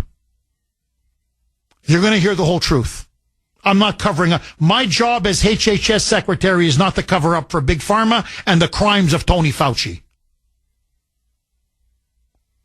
This person continues. We need to expose all the facts about our food and any and all medications and vaccines. I can play you the cut. I'm just wasting your time. Asked what your number one priority is going to be. Robert F. Kennedy Jr. said it not once, not twice, but multiple times. His words, radical transparency. He goes, that's all you're going to get. I'm not going to tell you what to eat. I'm not going to prevent you from buying anything. Again, I want to repeat it. He said, hey, look, my boss loves junk food. Everybody started laughing. He goes, he wants to have a McDonald's Big Mac or a cheeseburger or a Diet Coke. It's a free country, man. But from now on, you're going to know what's in all the vaccines. You're going to know exactly what's in that COVID jab. You're going to know all the chemicals, all the additives, all the garbage that they're putting in our foods. The days of big pharma and big food and big health owning the CDC, owning the FDA, owning the NIH, owning Health and Human Services Secretary are over. That's why they have to turn this guy into the second coming of Adolf Hitler. Andy in Halifax. Thanks for holding, Andy, and welcome. Good morning, Jeff. Thank you for taking my call. My pleasure, Andy. I was just listening to the exchange with Marilyn there, and something kind of clicked in my brain, and some people will call me crazy, I'm sure, conspiracy theorists, but what do we know about the COVID virus? We know that through gain of function, I think it's pretty much fact now that Fauci and his friends at the Wuhan lab created COVID through gain of function. And what do they do in gain of function? They add certain things and they remove certain things to make the virus more virulent to one population, and maybe if they can do that, why can't they make it less virulent to another population? And what do we have that comes out the other side but a virus that Asians are resistant to? I don't know what you think about that. Look, I don't know. I mean, look, Andy, anything is possible. To me, everything is now on the table. This was at a lab in Wuhan. The Chinese were experimenting on gain-of-function research. Fauci was funding it illegally behind our backs. So, they were playing with a bioweapon. That's what they were trying to create. And that bioweapon was released. And Fauci lied and covered it up. 8:20 on the great WRKO. Jeff Kuhner, Boston's Bulldozer. 617-266-6868 is the number. Okay, before I go to Mark in Medfield, audience is on absolute fire today. You can text the Kuhner Man. 70470. This is from 603, and 603 makes an absolutely brilliant point. Jeff, an additional benefit to outlawing advertisements, TV advertisements in particular, for pharmaceuticals, like it used to be in this country, is that you'll deprive the lying fake news mainstream media, i.e. the enemy of the people, of their biggest funder. You want to kill the main propaganda machine in this country? Cutting off their funding is the way to do it. It would be the death nail to the dinosaur media. Bingo. Bingo. And I'm telling you, that's one of the things they're really petrified of. That RFK is going to come in and say, a lot of misinformation, a lot of lies, a lot of deceit. No. You know what? We're like the rest of the world. No more pharmaceutical ads in TV, broadcast networks, newspapers, or in the media. Bye. That's it. No more. And now, what's the fake news media going to do now? 60% of their money is going to be gone. They're going to go bankrupt. 617-266-6868. Okay. This is from 508. Jeff, if what RFK said about the Ashkenazi Jews and Asians and COVID is racist, supposedly, then is sickle cell anemia a disease that only affects blacks? Is that racist too? And all the doctors who diagnose and treat it, are they racist too? I mean, that's how absurd their position is by trying to attack RFK as some anti-Semitic Nazi or Jew hater for just pointing out the science. Okay, one more. This is from 703. Jeff, a year ago, I had a bump on my chest, Jeff. I'm a male. Out of an abundance of caution, even though I told my doctor I had suffered a bang in that spot from a construction mishap a few weeks earlier, my doctor ordered a scan. Now listen to this. When I went to the scheduling department, I was given an appointment for 6 weeks later. I was shocked because I had had other scans at that same place for a knee injury and other ailments, and I had the tests done the very next day. Well, the reason, Jeff, is the scheduler told me that since the rollout of the COVID shots, there's been a literal avalanche of cancers of all kinds requiring scans, and that's the reason for the long wait time. Correlation, 100%. Causation, well, what does common sense say? Mark in Medfield. Thanks for holding, Mark, and welcome. You mean Mark in Medford, Jeff? Mark in Medford. I'm sorry. I have Medfield, and I have Medfield spelled Medfield. Who do you got? Who do you got? The mayor of Philadelphia? So, I mean, every day with Mike, it's an adventure. Mike, use spell check if you have to, I tell him. So, Mark in Medford, my apologies, Mark. The floor is yours. Go. Sorry, Jeff. Anyway, I do have a question for you, but I'm going to save it to the end because it's regarding what happened last night in D.C. But I swear you're a freaking mind reader, Jeff, because you pretty much hinted on everything I wanted to say today regarding JFK. First off, it's not just him. It's almost every single Trump appointee that the questioning is completely out of bounds, completely irrelevant, way too personal, and way too judgmental and what's the word, defamatory. I mean, they're not even irrelevant to why the person is there. And regarding the you can't even watch TV, Jeff, without literally every single other commercial after another about some kind of drug that you can't even pronounce that they're trying to push on American people. But the best part is, Jeff, when you listen to these commercials, the majority of the commercial is the announcer listing off the side effects. Oh, I know. So, you know something, Jeff? I've listened to side effects that cause cancer, that may make you commit suicide, to even, Jeff, loss of lower limbs. Yeah, I want to take that drug, but yet you'll take cigarette ads off the air. The hypocrisy is unbelievable. As I'm sitting here smoking a cigarette, Jeff, which I hate, but I can't help it. But my question is this regarding what happened last night in D.C. How long today do you give it before the Democrats come out and blame Donald Trump and Pete Hegseth for what happened last night? Mark, I think another 3 hours. That's what I'm serious. About 11:30 noon. And before you know it, Mark, it's Trump's fault. It's Hegseth's fault. It's the administration's fault. Mark, as always, thank you for that call. 8:32 now on the great WRKO. Jeff Kuhner, Boston's bulldozer, cleaning up the liberal bull. 617-266-6868 is the number.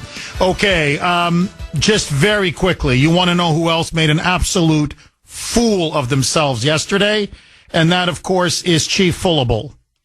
Liawatha, the Pocahontas, the fake Indian, Elizabeth Warren. And as you know, she's another huge recipient of money from the pharmaceutical industry, from HMOs, from big health, big food. She's swimming, drowning in big pharma cash. So she had a mission yesterday, and that was to try to humiliate and destroy Robert F. Kennedy Jr. And you want to talk about a first-class hypocrite. She actually attacks Robert F. Kennedy and tries to claim that this man, Big Pharma's public enemy number one, is a tool of Big Pharma. Will you pledge not to take money from Big Pharma? Oh, you got to see Kennedy's response. Roll cut 24, Mike.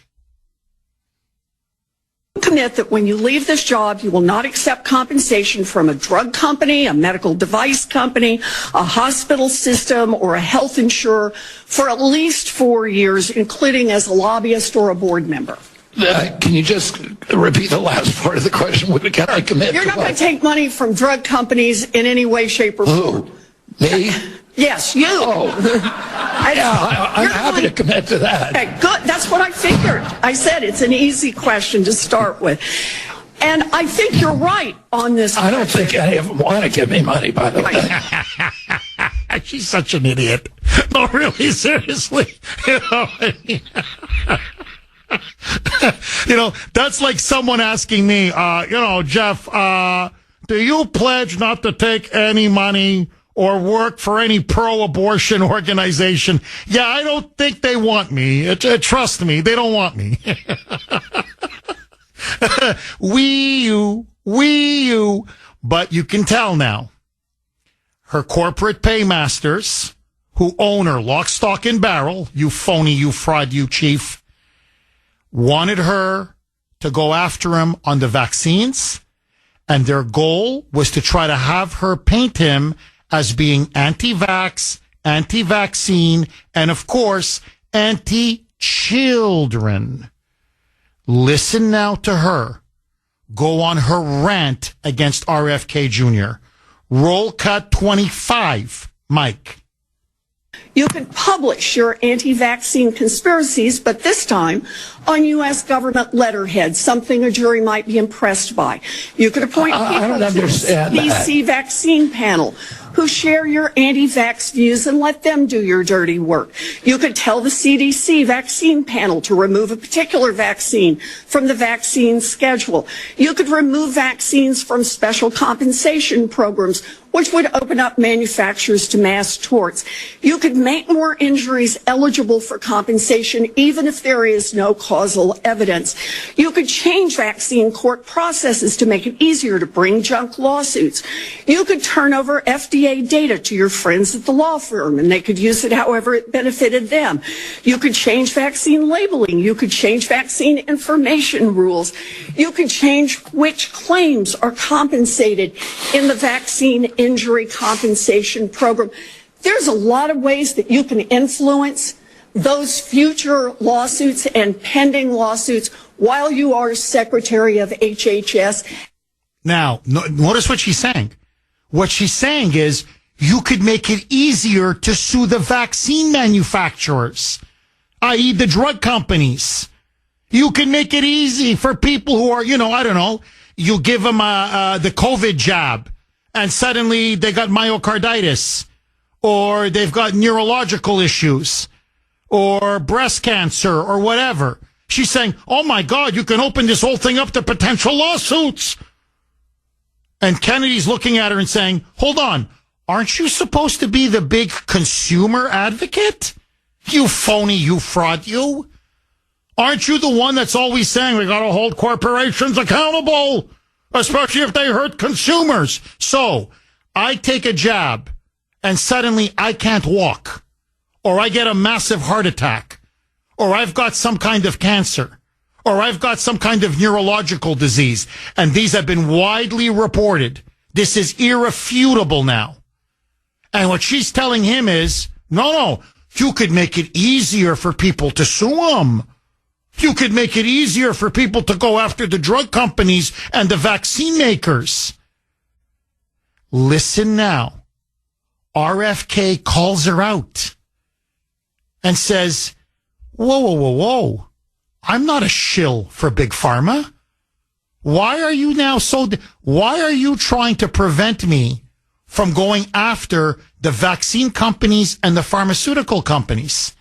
You just don't want me to sue them. What's wrong with suing them, Chief? And she goes apoplectic. Roll cut 25A, Mike. And I'm asking you to commit right now that you will not take a financial stake in every one of those lawsuits so that what you do as secretary will also benefit you financially down the line. I'll comply with all the ethical guidelines. That's not the question. You have said you're asking me, Senator, you're asking me not to sue vaccine pharmaceutical companies. Mike, yeah, you are. That's exactly what you're doing. No, I'm not. Yes, you are. You phony Indian, you. That's exactly what she's doing. Now, this is the question I have for all the idiot moonbats out there, okay? Bill in Sudbury, if you're listening. Frank in Gloucester. Ben in North Andover. You know who you are. Isn't she the big anti-capitalist? Isn't she the big anti-corporatist? Isn't she the big consumer rights advocate? But all of a sudden now, if you peddle a product, i.e. Pfizer or Moderna or Johnson & Johnson, or I could go on, and someone ends up dead, or someone ends up crippled, or someone ends up with a bad heart, or someone ends up with cancer, we're not supposed to be able to sue them now. And by the way, if you want a connection, they gave $5 million just to her political action committee. Just the political action committee. That's $5 million. I'm not going to get into all the other millions that she's been taking. So they buy her, and they buy her for a song. And now she stands there and defends the most atrocious abuses by Big Pharma and the pharmaceutical industry. And you stand there and say, yeah, she's for the little guy. She's for the little guy. But she's not done. Listen now to this. You confirm Robert F. Kennedy Jr. Here it comes. It's about the children. Children are going to die. If you hold Big Pharma accountable, children are going to die. Roll cut 25B, a Mike. Look, no one should be fooled here. As Secretary of HHS, Robert Kennedy will have the power to undercut vaccines and vaccine manufacturing across our country. And for all of his talk about follow the science and his promise that he won't interfere with those of us who want to vaccinate his kids, the bottom line is the same. Kennedy can kill off access to vaccines and make millions of dollars while he does it. Kids might die, but Robert Kennedy can keep cashing in. Kids have died. The COVID jab. There's no denying it. Kids have died. And where are you, Chief? Nowhere. You phony, you fraud, you. So now, let me get this straight. And by the way, Kennedy's position is very simple. You want to take the jab? Take it. You want to take 10 boosters, 20 boosters, 50 boosters? Take it. But you should know what's in the vaccine. And the government should report what the adverse effects are. As for any other jab, as for any other vaccine, as for any other product peddled by Big Pharma or by the healthcare industry.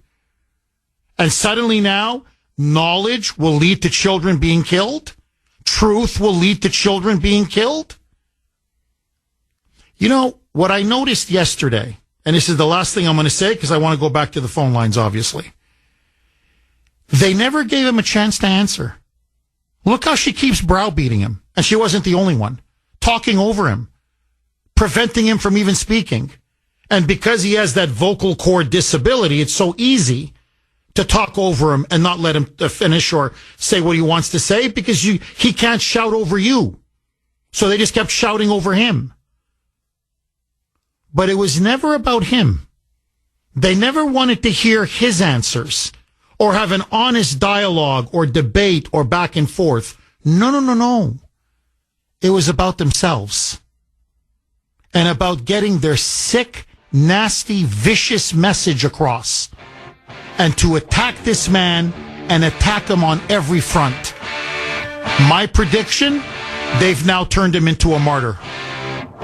They're trying to stop him. In fact, they're almost guaranteeing he'll be confirmed.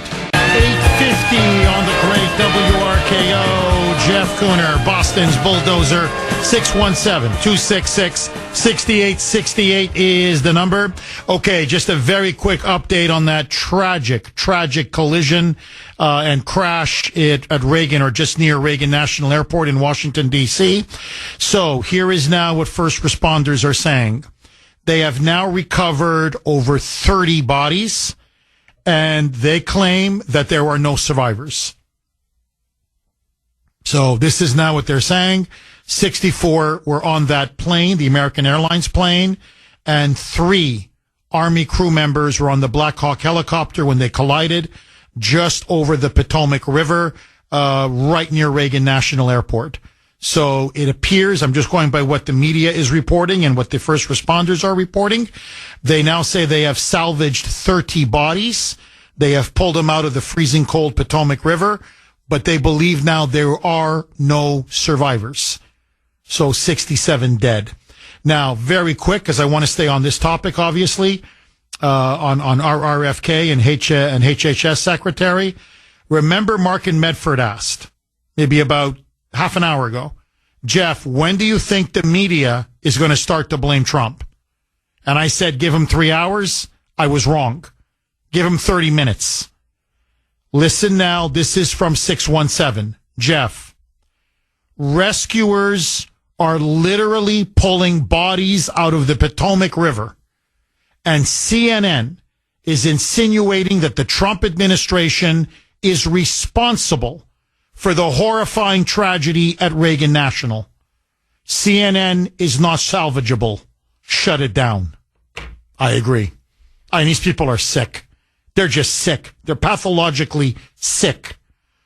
Rocco on the North Shore. Thanks for holding, Rocco, and welcome. Good morning, Jeff. God bless those people who died. Yes. Getting back to yesterday's hearing, I watched a lot of it, and Bernie Sanders looked like an old man talking with his mouth full of food. The onesies. And Elizabeth Warren turned so red and her face got so mad, I thought she was an Indian. But, Jeff, it's so sad what they're doing. This RFK guy is a great man, be confirmed. We'll all be more healthy. We're all going to live longer. I can't think of one reason why, except they won't make a lot of money.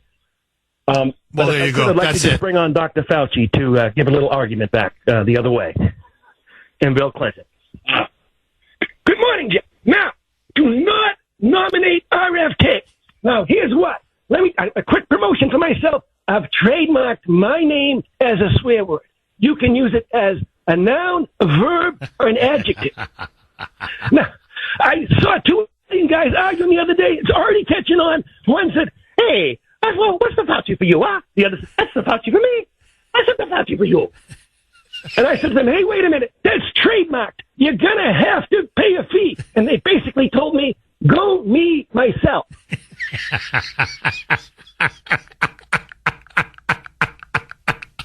Rocco, as always, thank you very much for that call, and your imitations are hilarious. 617-266-6868 is the number. Okay, a couple lines are open if you want to jump on. Let me ask all of you, is RFK right? Do you feel that they are putting chemicals, additives, dyes in our food that are not healthy, and that it is contributing to the health crisis in America? Do you think he would make an excellent HHS secretary? How do you think he will do as the next HHS secretary? And do you think he is right to be so critical and skeptical of Big Pharma? Do you think we do take too many medications and too many drugs in our country, and that Big Pharma is not interested in really solving the problem, curing addressing the cure, but just simply addressing the symptoms? Ultimately, is RFK the man we need to head Health and Human Services? And do you trust the food that you eat? Do you trust your doctor when it comes to, vaccines? When it comes to prescriptions or medications? Or are you like many Americans? Are you now becoming more skeptical and more distrustful? And RFK, the point that he kept making again and again yesterday, I want people to trust the doctor again, to trust our public health institutions.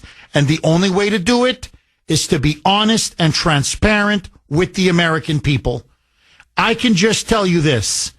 Over the last 4 years, ever since COVID, I have lost a lot of trust. I don't trust the FDA as much as I used to. I don't trust the CDC as much as I used to. I don't trust the medical establishment as much as I used to. And when it comes to foods, look, every time I go to Europe, I don't know why it is. Well, now I do know. But at the time, I'm like, why does the food here taste so much better? And the Europeans would constantly insist it's because the food is more organic. They would say over and over, you Americans eat food that is overly processed, too many chemicals, too many additives. It makes you sicker, less healthy, and in the end, food doesn't taste as good. Agree, disagree. Frank in Bedford. Thanks for holding, Frank, and welcome. We lost Frank? Okay, let's go to Mike in New Hampshire. Thanks for holding, Mike, and welcome. Hey, Jeff. I'm normally jarring with your wife, but it's been a while. You know, who else better to have a guy that's been from hell and back to lead us, knowing that he's had his failures and health problems of what he did to his own body. And then, I mean, he's not getting anything out of this. He's already very wealthy, and then you got a person like, the fake Indian that if you read a stock market report and you're an investor in Big Pharma, her name comes up once in a while on some of the sheets that I get from my dividends. I mean, she's got paid, I think, a little under $2 million for her lobbyist work. You know, she's a phony. She really is. And people have to know that. Just like Bernie, I'm sitting up here right now at Jefferson North on my mountain, and I can see his house. And this is a guy that says he's not a millionaire. I mean, you got to laugh at these people because they're all con artists.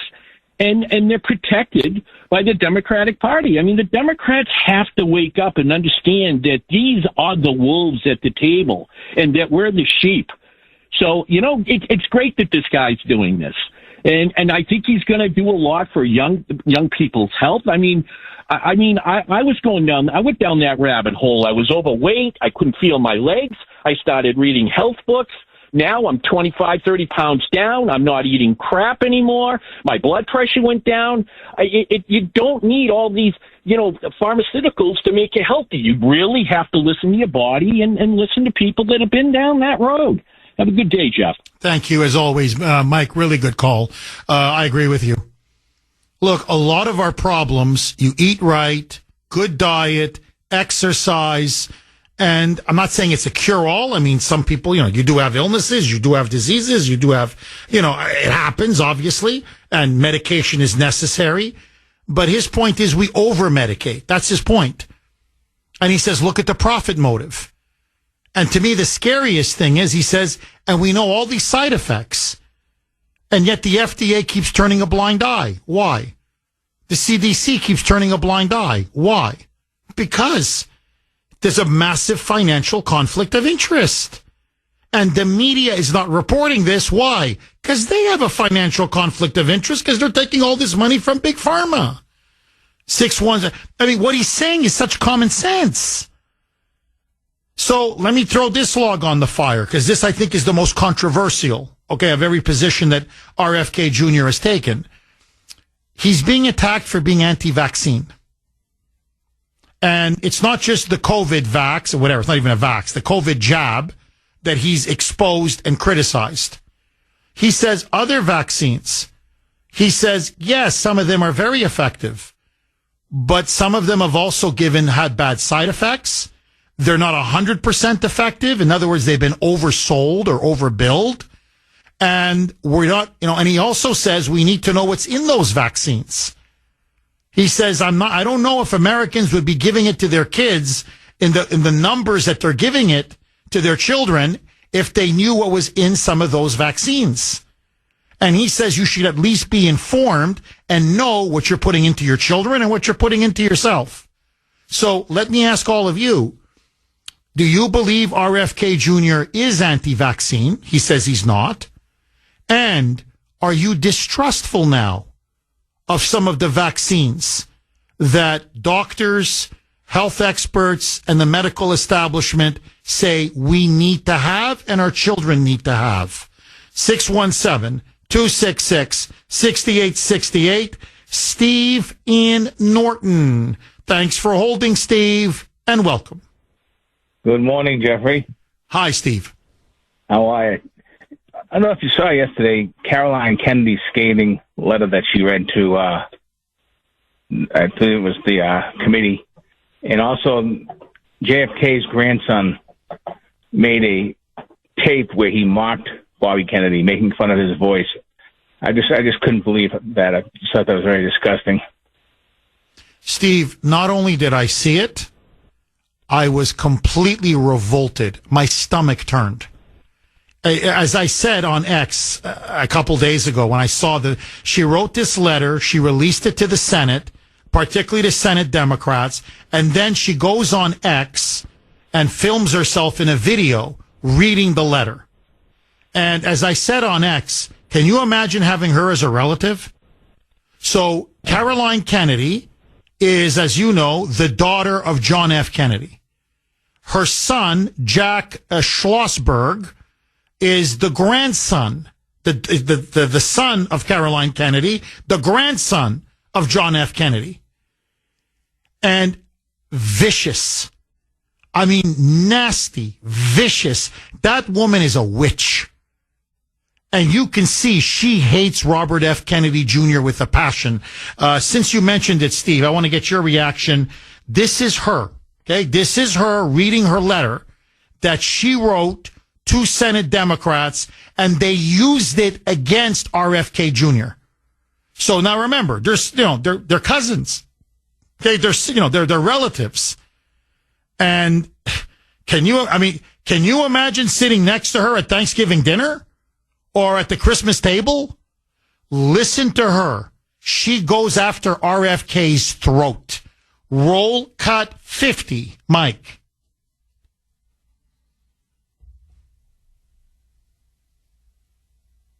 I've known Bobby my whole life. We grew up together. It's no surprise that he keeps birds of prey as pets, because Bobby himself is a predator. He's always been charismatic, able to attract others through the strength of his personality, his willingness to take risks, and break the rules. I watched his younger brothers and cousins follow him down the path of drug addiction. His basement, his garage, his dorm room were always the center of the action, where drugs were available, and he enjoyed showing off how he put baby chickens and mice in a blender to feed to his hawks. It was often a perverse scene of despair and violence. She's saying that he's sick. She's basically saying he's a psychopath. Now, number one, he was in his teens and 20s when he was a heroin addict. So he's been clean and sober for 42 years now. So we're going to still bear a grudge over what happened over 4 decades ago. And yes, if you own these kind of predatory birds like eagles or hawks or falcons, hawks in particular, they will only eat live prey. Like you can't feed them. It's like a dog or, a cat or a bird, like a non-predatory bird. They don't work, seeds or dog food so if you have a hawk and you're a hobbyist or a falcon or an eagle, that's the kind of stuff you have to feed them. Now, would I do that? No. Would many people do that? No. But people do have hawks. People do raise hawks. People do have hawks and eagles and falcons as pets. I'm sorry. I don't think that makes you an absolute evil psychopath. And that's what she's clearly implying. That, she puts it, he's a dark, evil man who likes to watch animals be slaughtered and who led his family into drug abuse. She's painting him as this monster, as a Caligula. I'm thinking, lady, get a life. He's 71 years old. Steve, what say you?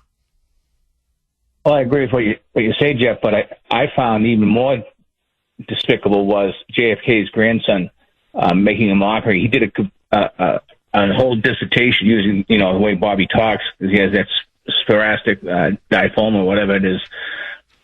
The left is supposed to be so tolerant and, compassionate with people that have disabilities. And the more I read about this kid, he's a puke, and that's JFK's grandson. And that's, I think that, it's just a real shame. Oh, he's disgusting. No, this is Jack Schlossberg. Since you mentioned it, he's the son of Caroline Kennedy. And he's making fun of Robert F. Kennedy Jr., his vocal cord illness. Here it is. Okay, he goes and does this on social media. Roll cut 53, Mike. Hey, everybody. I'm trying to figure out the right present to get Donald Trump for the inauguration. So I found a really rare animal and killed it, and I'm going to give it to him. This guy's sick. This guy's sick. And my advice to Caroline Kennedy is, you know what? Rather than worry about RFK and his soul, why don't you look a little closer to home? Look at your degenerate son. Look at what this guy's become. And let me just say one other thing, Steve, and I want to give you the last word. Look, I think it's very sad what's happened to the whole Kennedy family. I really do. Most of them have become drug addicts, degenerates, like this guy, Schlossberg, a useless trust fund baby. That's what it's fodder for the tabloids. Okay? Their personal lives are a mess. They could have been statesmen. They could have really, been a generation after generation of a family, a political family that served this country in the highest, most noble ways. Instead, they went down, to me, the road of becoming utter trash. That's what they've become, trash. But say what you want about Robert F. Kennedy Jr. He turned his life around. He made something out of himself. He's the only Kennedy who is actually publicly revered, publicly respected, who's had a very successful career that's truly impacted people's lives. He's the only one that shines in that entire family. You look at someone like Caroline Kennedy. What the hell has she done with her life? Except be a hack and have a job as an ambassador that she didn't deserve. She's personally miserable. She trashes everybody in her family. She's a disgrace. And look at the son that she raised. Look at this loser. He's a loser. A first-class loser. Making fun of Robert F. Kennedy Jr. You should be ashamed of and his disability. You should be ashamed of yourself, you little punk. So it's, they're the ones battling drug addictions. They're the ones with their disgusting, messy personal lives. They're the ones who are spending money like it's water. They're the ones who become an absolute disgrace. This guy is one of the most respected public intellectuals and advocates in the country, who now is on the verge of becoming a high-profile cabinet member. And I think what's driving this, Steve, is jealousy. I honest to God do. I think Caroline Kennedy looks at Robert F. Kennedy Jr. and says, I'm a loser, he's not. Jack Schlossberg looks at Robert F. Kennedy Jr. and says, I'm a mega loser, an ultra loser, the biggest loser, and he's not. I think this is envy, jealousy, and it shows you how nasty and vicious these people are. Steve, agree, disagree? Everything you said, 100%. I understand today Kennedy be getting, does he have to testify more today? Yes, he's got to go through another committee today. Wow. And they're going to bring up the Caroline Kennedy letter. They're going to go after him hard. And basically they're saying your family says, you're a piece of garbage, and that your family says you're not qualified, that you're a monster. And if your family says you're a monster, then why should we vote for you? That's the argument they're going to use. And to RFK's credit, he didn't criticize Caroline. He hasn't said a word against Jack. Graceful, classy. He's just ignored them and focused on the issue. And that's why I admire him even more. Steve, thank you very much for that call. But to me, Caroline and her son, her degenerate son, should be ashamed of themselves. Bill, agree, disagree. Let me throw this on the table. If you were Robert F. Kennedy Jr. and a relative of yours, a close cousin of yours, did this to try to sabotage you to become a member of the cabinet, a high-profile secretary, would you be as gracious as Robert F. Kennedy Jr.?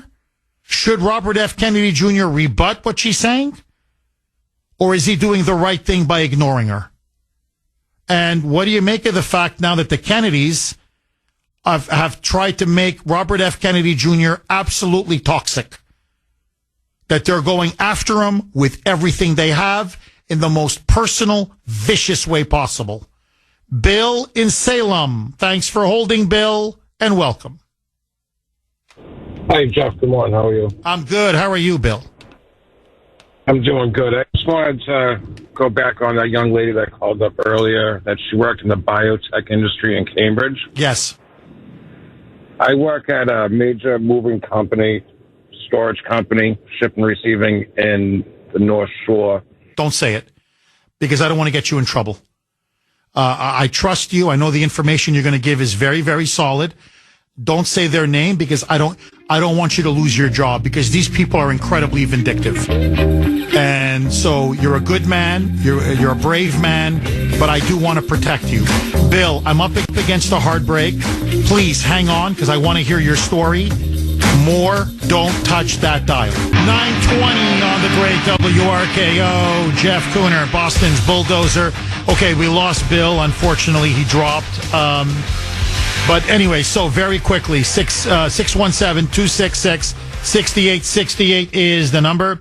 You want to talk about vicious, malicious, dirty, hate. There's just no other word. Listen now to Caroline Kennedy. She's reading the letter that she sent to Senate Democrats saying, I want you to use this to go after my cousin, Robert F. Kennedy Jr. Roll cut 50A, Mike. That was a long time ago, and people can change. Through his own strength and the many second chances he was given by people who felt sorry for the boy who lost his father, Bobby was able to pull himself out of illness and disease. I admire the discipline that took and the continuing commitment it requires. But siblings and cousins who Bobby encouraged down the path of substance abuse suffered addiction, illness, and death, while Bobby has gone on to misrepresent, lie, and cheat his way through life. Ay, ay, ay. Remember, this guy's a recovering heroin addict. He's been clean and sober for over 42 years. He's 71 years old. We're talking about stuff that happened before he was 30 years old. I mean, this woman, ay, ay, ay. This woman, I'm telling you, she's nasty. But it doesn't stop. Listen to this. I mean, she hates him. She really hates him. It gets even worse. Listen to this. Roll cut 50B, Mike. Today, while he may encourage a younger generation to attend AA meetings, Bobby is addicted to attention and power.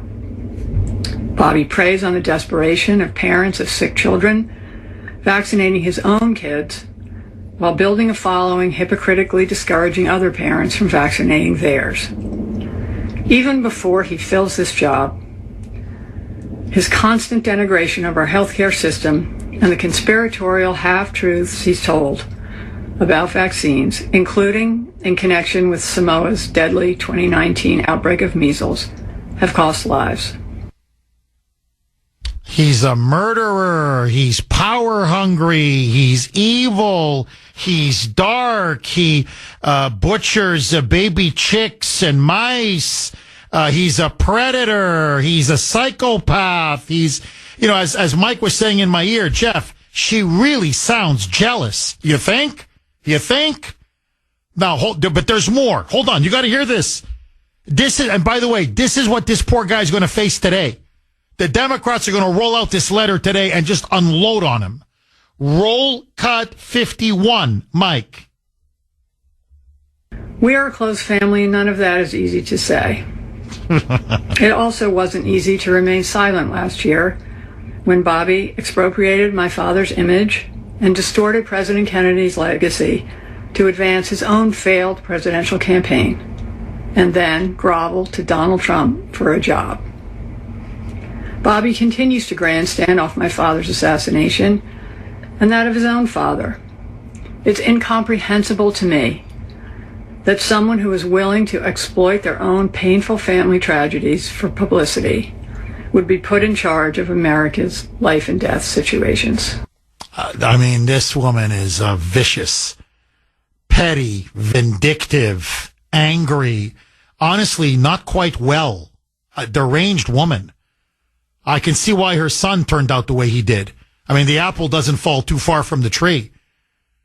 So and all he said about her father, John F. Kennedy, and his father, Robert F. Kennedy, is he believes the CIA was behind both of their assassinations, which, by the way, most of the Kennedy family themselves believe. And that's why he's so happy that Trump is going to release finally the JFK assassination files. But to ambush him like this, to sabotage him like this, to vilify and attack him like this, I mean, this woman is a sick puppy. Let me play one more. And now, talking about, how dare he invoke my father? How dare he invoke my uncle? Well, listen to her now. She's invoking names. Roll cut 51A, Mike. Unlike Bobby, I try not to speak for my father. But I am certain that he and my Uncle Bobby, who gave their lives in public service to our country, and my Uncle Teddy, who devoted his long Senate career to the cause of improving health care, would be disgusted. I mean, yeah, look, let me just say this, okay? Now, this is me. And Grace and I have a fundamental disagreement on this. She always believes when it comes to family, forgive, forgive, forgive. And I forgive up to a point. But there's certain lines you don't cross. And to me, this is one of them. I swear to you, if I was Robert F. Kennedy Jr., I'd have nothing to do with her. I mean it. I'd say, you know what? You and I aren't cousins. I don't want to see you. I don't want to know you. I want nothing to do with you. This is a petty, vicious, dark, evil woman who I think is just jealous, reeking of jealousy. Lady, look at yourself in the mirror and look at your son. Don't stop trying to police Robert F. Kennedy Jr. Look at yourself and take a look at your boy. Okay? Focus more on home. 9:31 on the great WRKO. Jeff Kuhner, Boston's Bulldozer. 617-266-6868 is the number. Kennedy's got one more day of this. Today, again, second round on a different committee, but they're going to hit him again.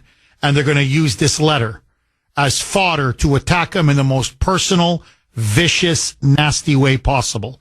So, let me ask you, double-barreled question. When they read the letter, and they will read the letter, does this hurt or help Robert F. Kennedy Jr., in your opinion? And number two, I'm just curious. If Caroline Kennedy was your first cousin, okay, you're, apparently a close relative, would you disown her? If she did something like this to you, would you disown her? Or would you want to sit next to her at Thanksgiving or Christmas? Because I would say hasta la vista, baby, and don't let that door hit you on the way out. You and your sick son. Gino in Buffalo. Thanks for holding, Gino, and welcome.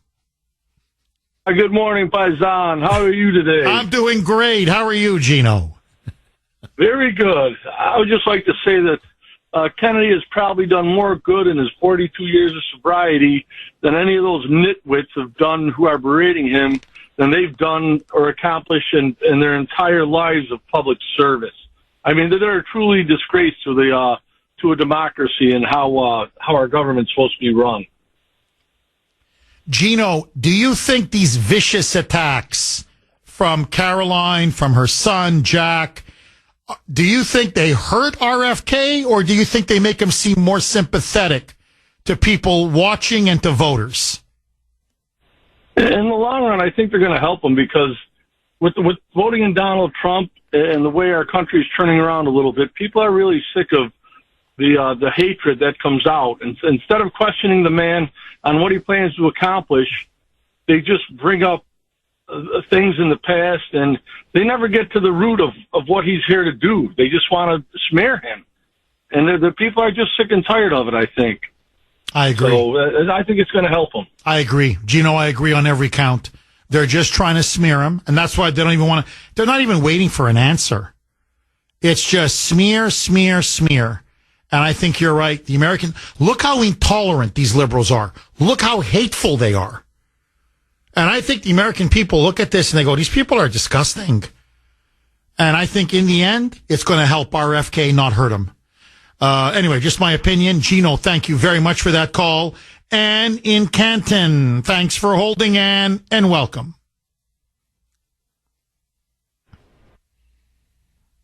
Ann? Did we lose Ann? Okay. Fran in Lowell. Thanks for holding, Fran, and welcome. Thank you. Good morning, Jeff. Hi, Fran. I'm so thrilled that I have the chance to say something that I know no one else is going to bring up. I'm pretty certain they won't. I just coincidentally finished a book written by Jean Kennedy Smith once all her 8 brothers and sisters were dead. She wrote it more or less as a tribute to Rose Kennedy, who was a remarkable woman. But what's so interesting about the book that I now can bring up, throughout the book she talks about the fact that whether or not she would admit it, the mother, Rose Kennedy, always favored Bobby. Now that's RFK's father. She never would admit it, but he was a little troll. He was just an adorable kid. But more interesting is from the time he was past babyhood, he was crazy about animals. He had an unusual affection for animals, and they were unusually attracted to him.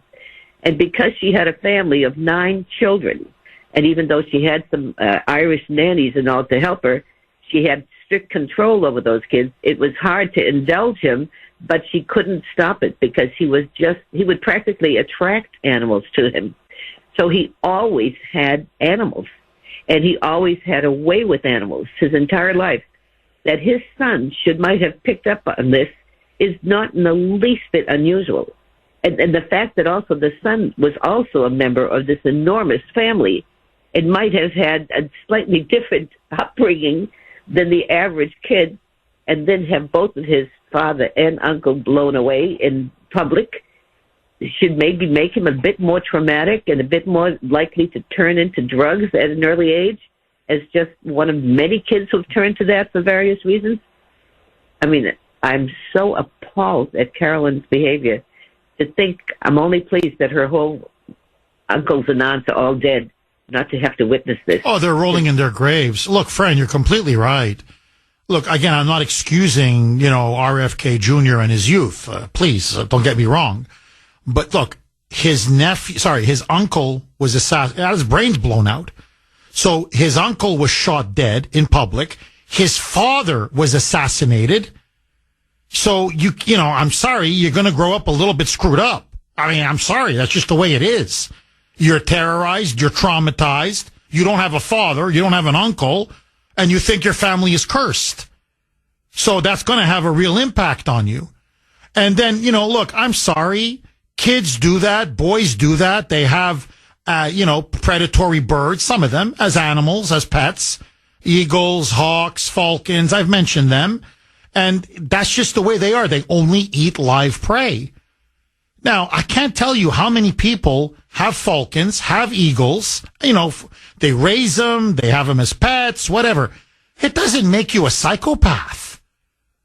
It doesn't make you some kind of, a murderous sociopath. But that's clearly what she's saying. She's saying he's a dangerous, like he's a murderer. And he wants to kill children. It's almost like she's saying he's willing to feed children to animals. The way she's going after him, it's unconscionable. And, and look at who she's defending. Fauci? That monster? She's going on about Ted Kennedy, her uncle. He'd be rolling in his grave. He murdered Mary Jo Kopechne. Who are we kidding? He let her drown. He was drunk, drove off the bridge with her in the car. She was in the water, and he let her drown. I'm sorry, your uncle is a murderer, and you're going to go on about RFK? Fran, there are some things you just don't do, and especially when it comes to family. There are certain lines to me in life you don't cross, and she crosses them, and like she's a hero. She's patting herself on the back. Now, look, I've got an on X. Okay, I have it right on my phone. Her son, Jack Schlossberg, apparently the only surviving grandson or grandchild of John F. Kennedy. This loser, her son. What he wrote against Robert F. Kennedy, forget him making fun of his disability. What he wrote on X, Fran, in all the years that I have been doing talk radio, this is the one time I can't even read what he said on air because it's that vile. It's that disgusting. In fact, Sandy and I, we talked to Ann Mike, and they said, Jeff, just don't read it on air. I said, can I couch it? Can I, sort of dress it up a little bit? And they said, no, just tell people if you want to see it, it's on X. You can find it. Trust me, Jack Schlossberg, and you'll see what I mean. Okay, let me just say the first line. He's talking about an energy ball, like a compound or a drink, for Make America Healthy Again. He's being sarcastic. And he starts talking about, 1 cup this and 1 cup of Ashkenazi blood. Meaning like, oh, gee, RFK, such a Jew hater. He wants to drink Ashkenazi blood.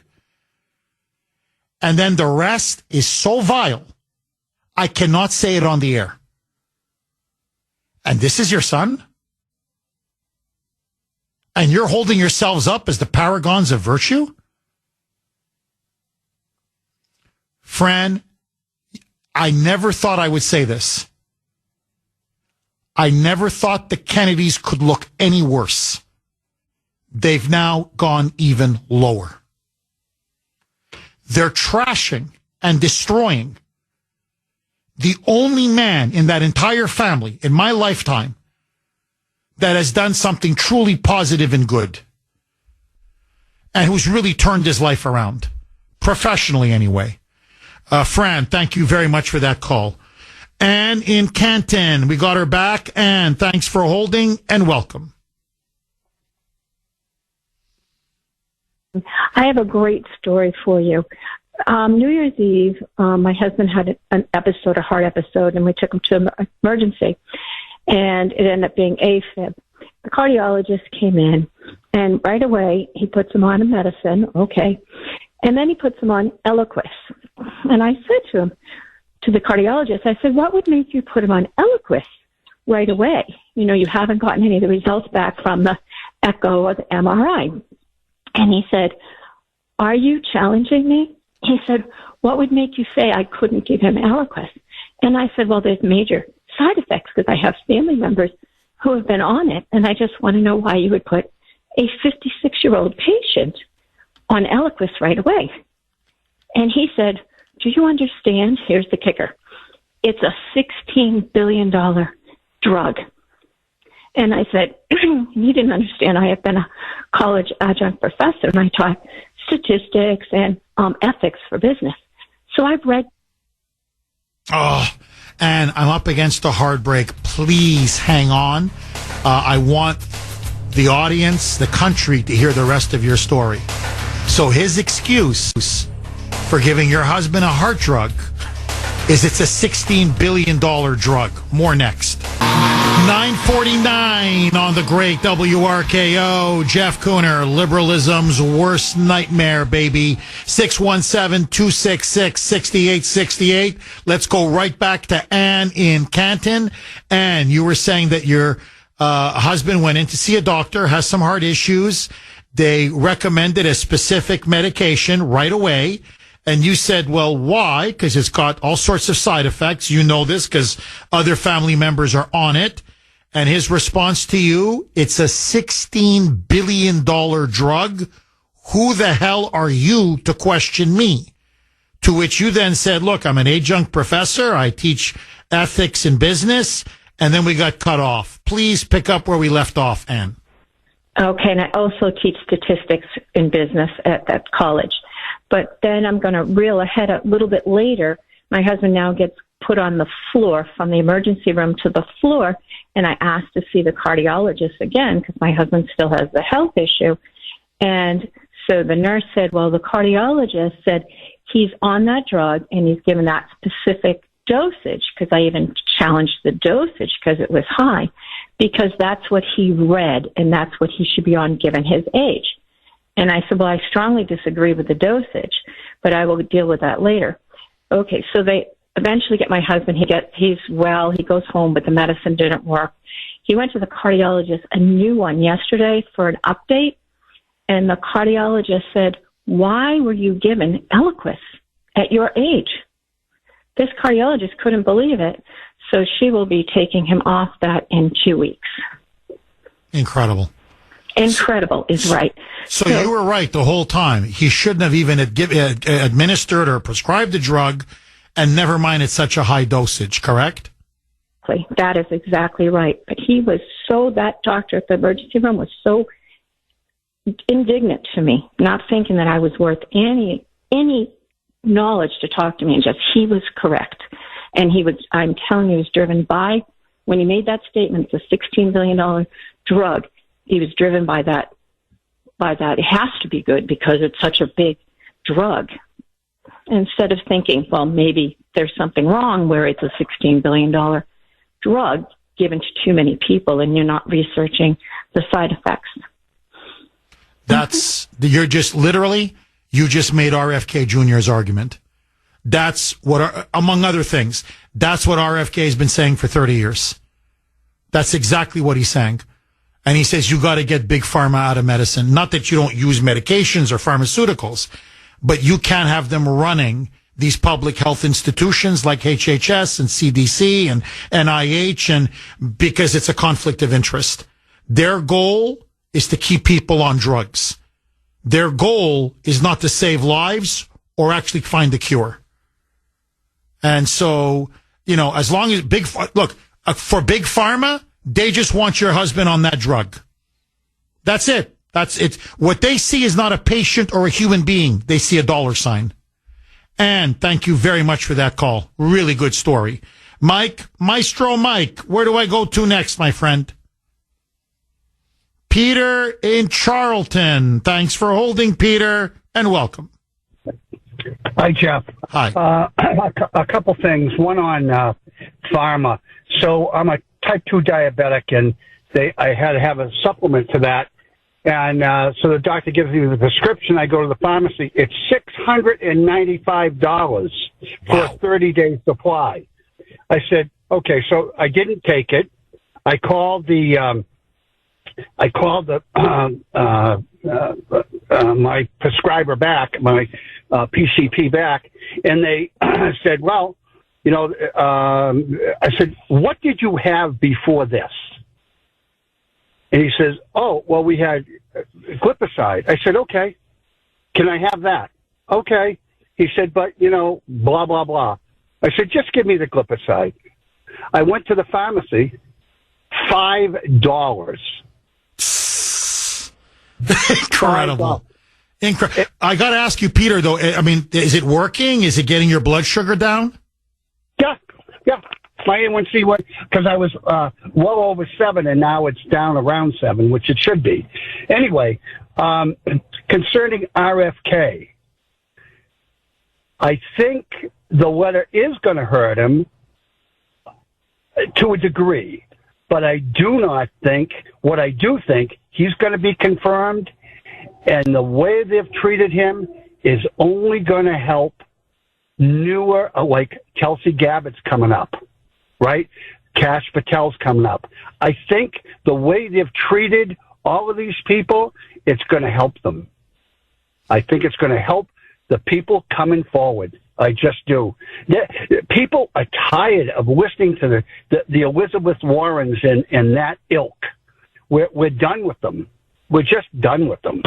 Peter, I agree. I do. I think it's going to help. Kash Patel is, his confirmation hearing is today. Tulsi Gabbard, and of course, Robert F. Kennedy Jr. has got another round. They're being so abusive and so nasty and so, below the belt, so vicious that I think there's just growing public sympathy. And now when they go after Kash and they go after Tulsi, people are going to say, that's all these Democrats know how to do, is mistreat people and abuse people. And I think you're right, Peter. I think it's going to help all of Trump's nominees.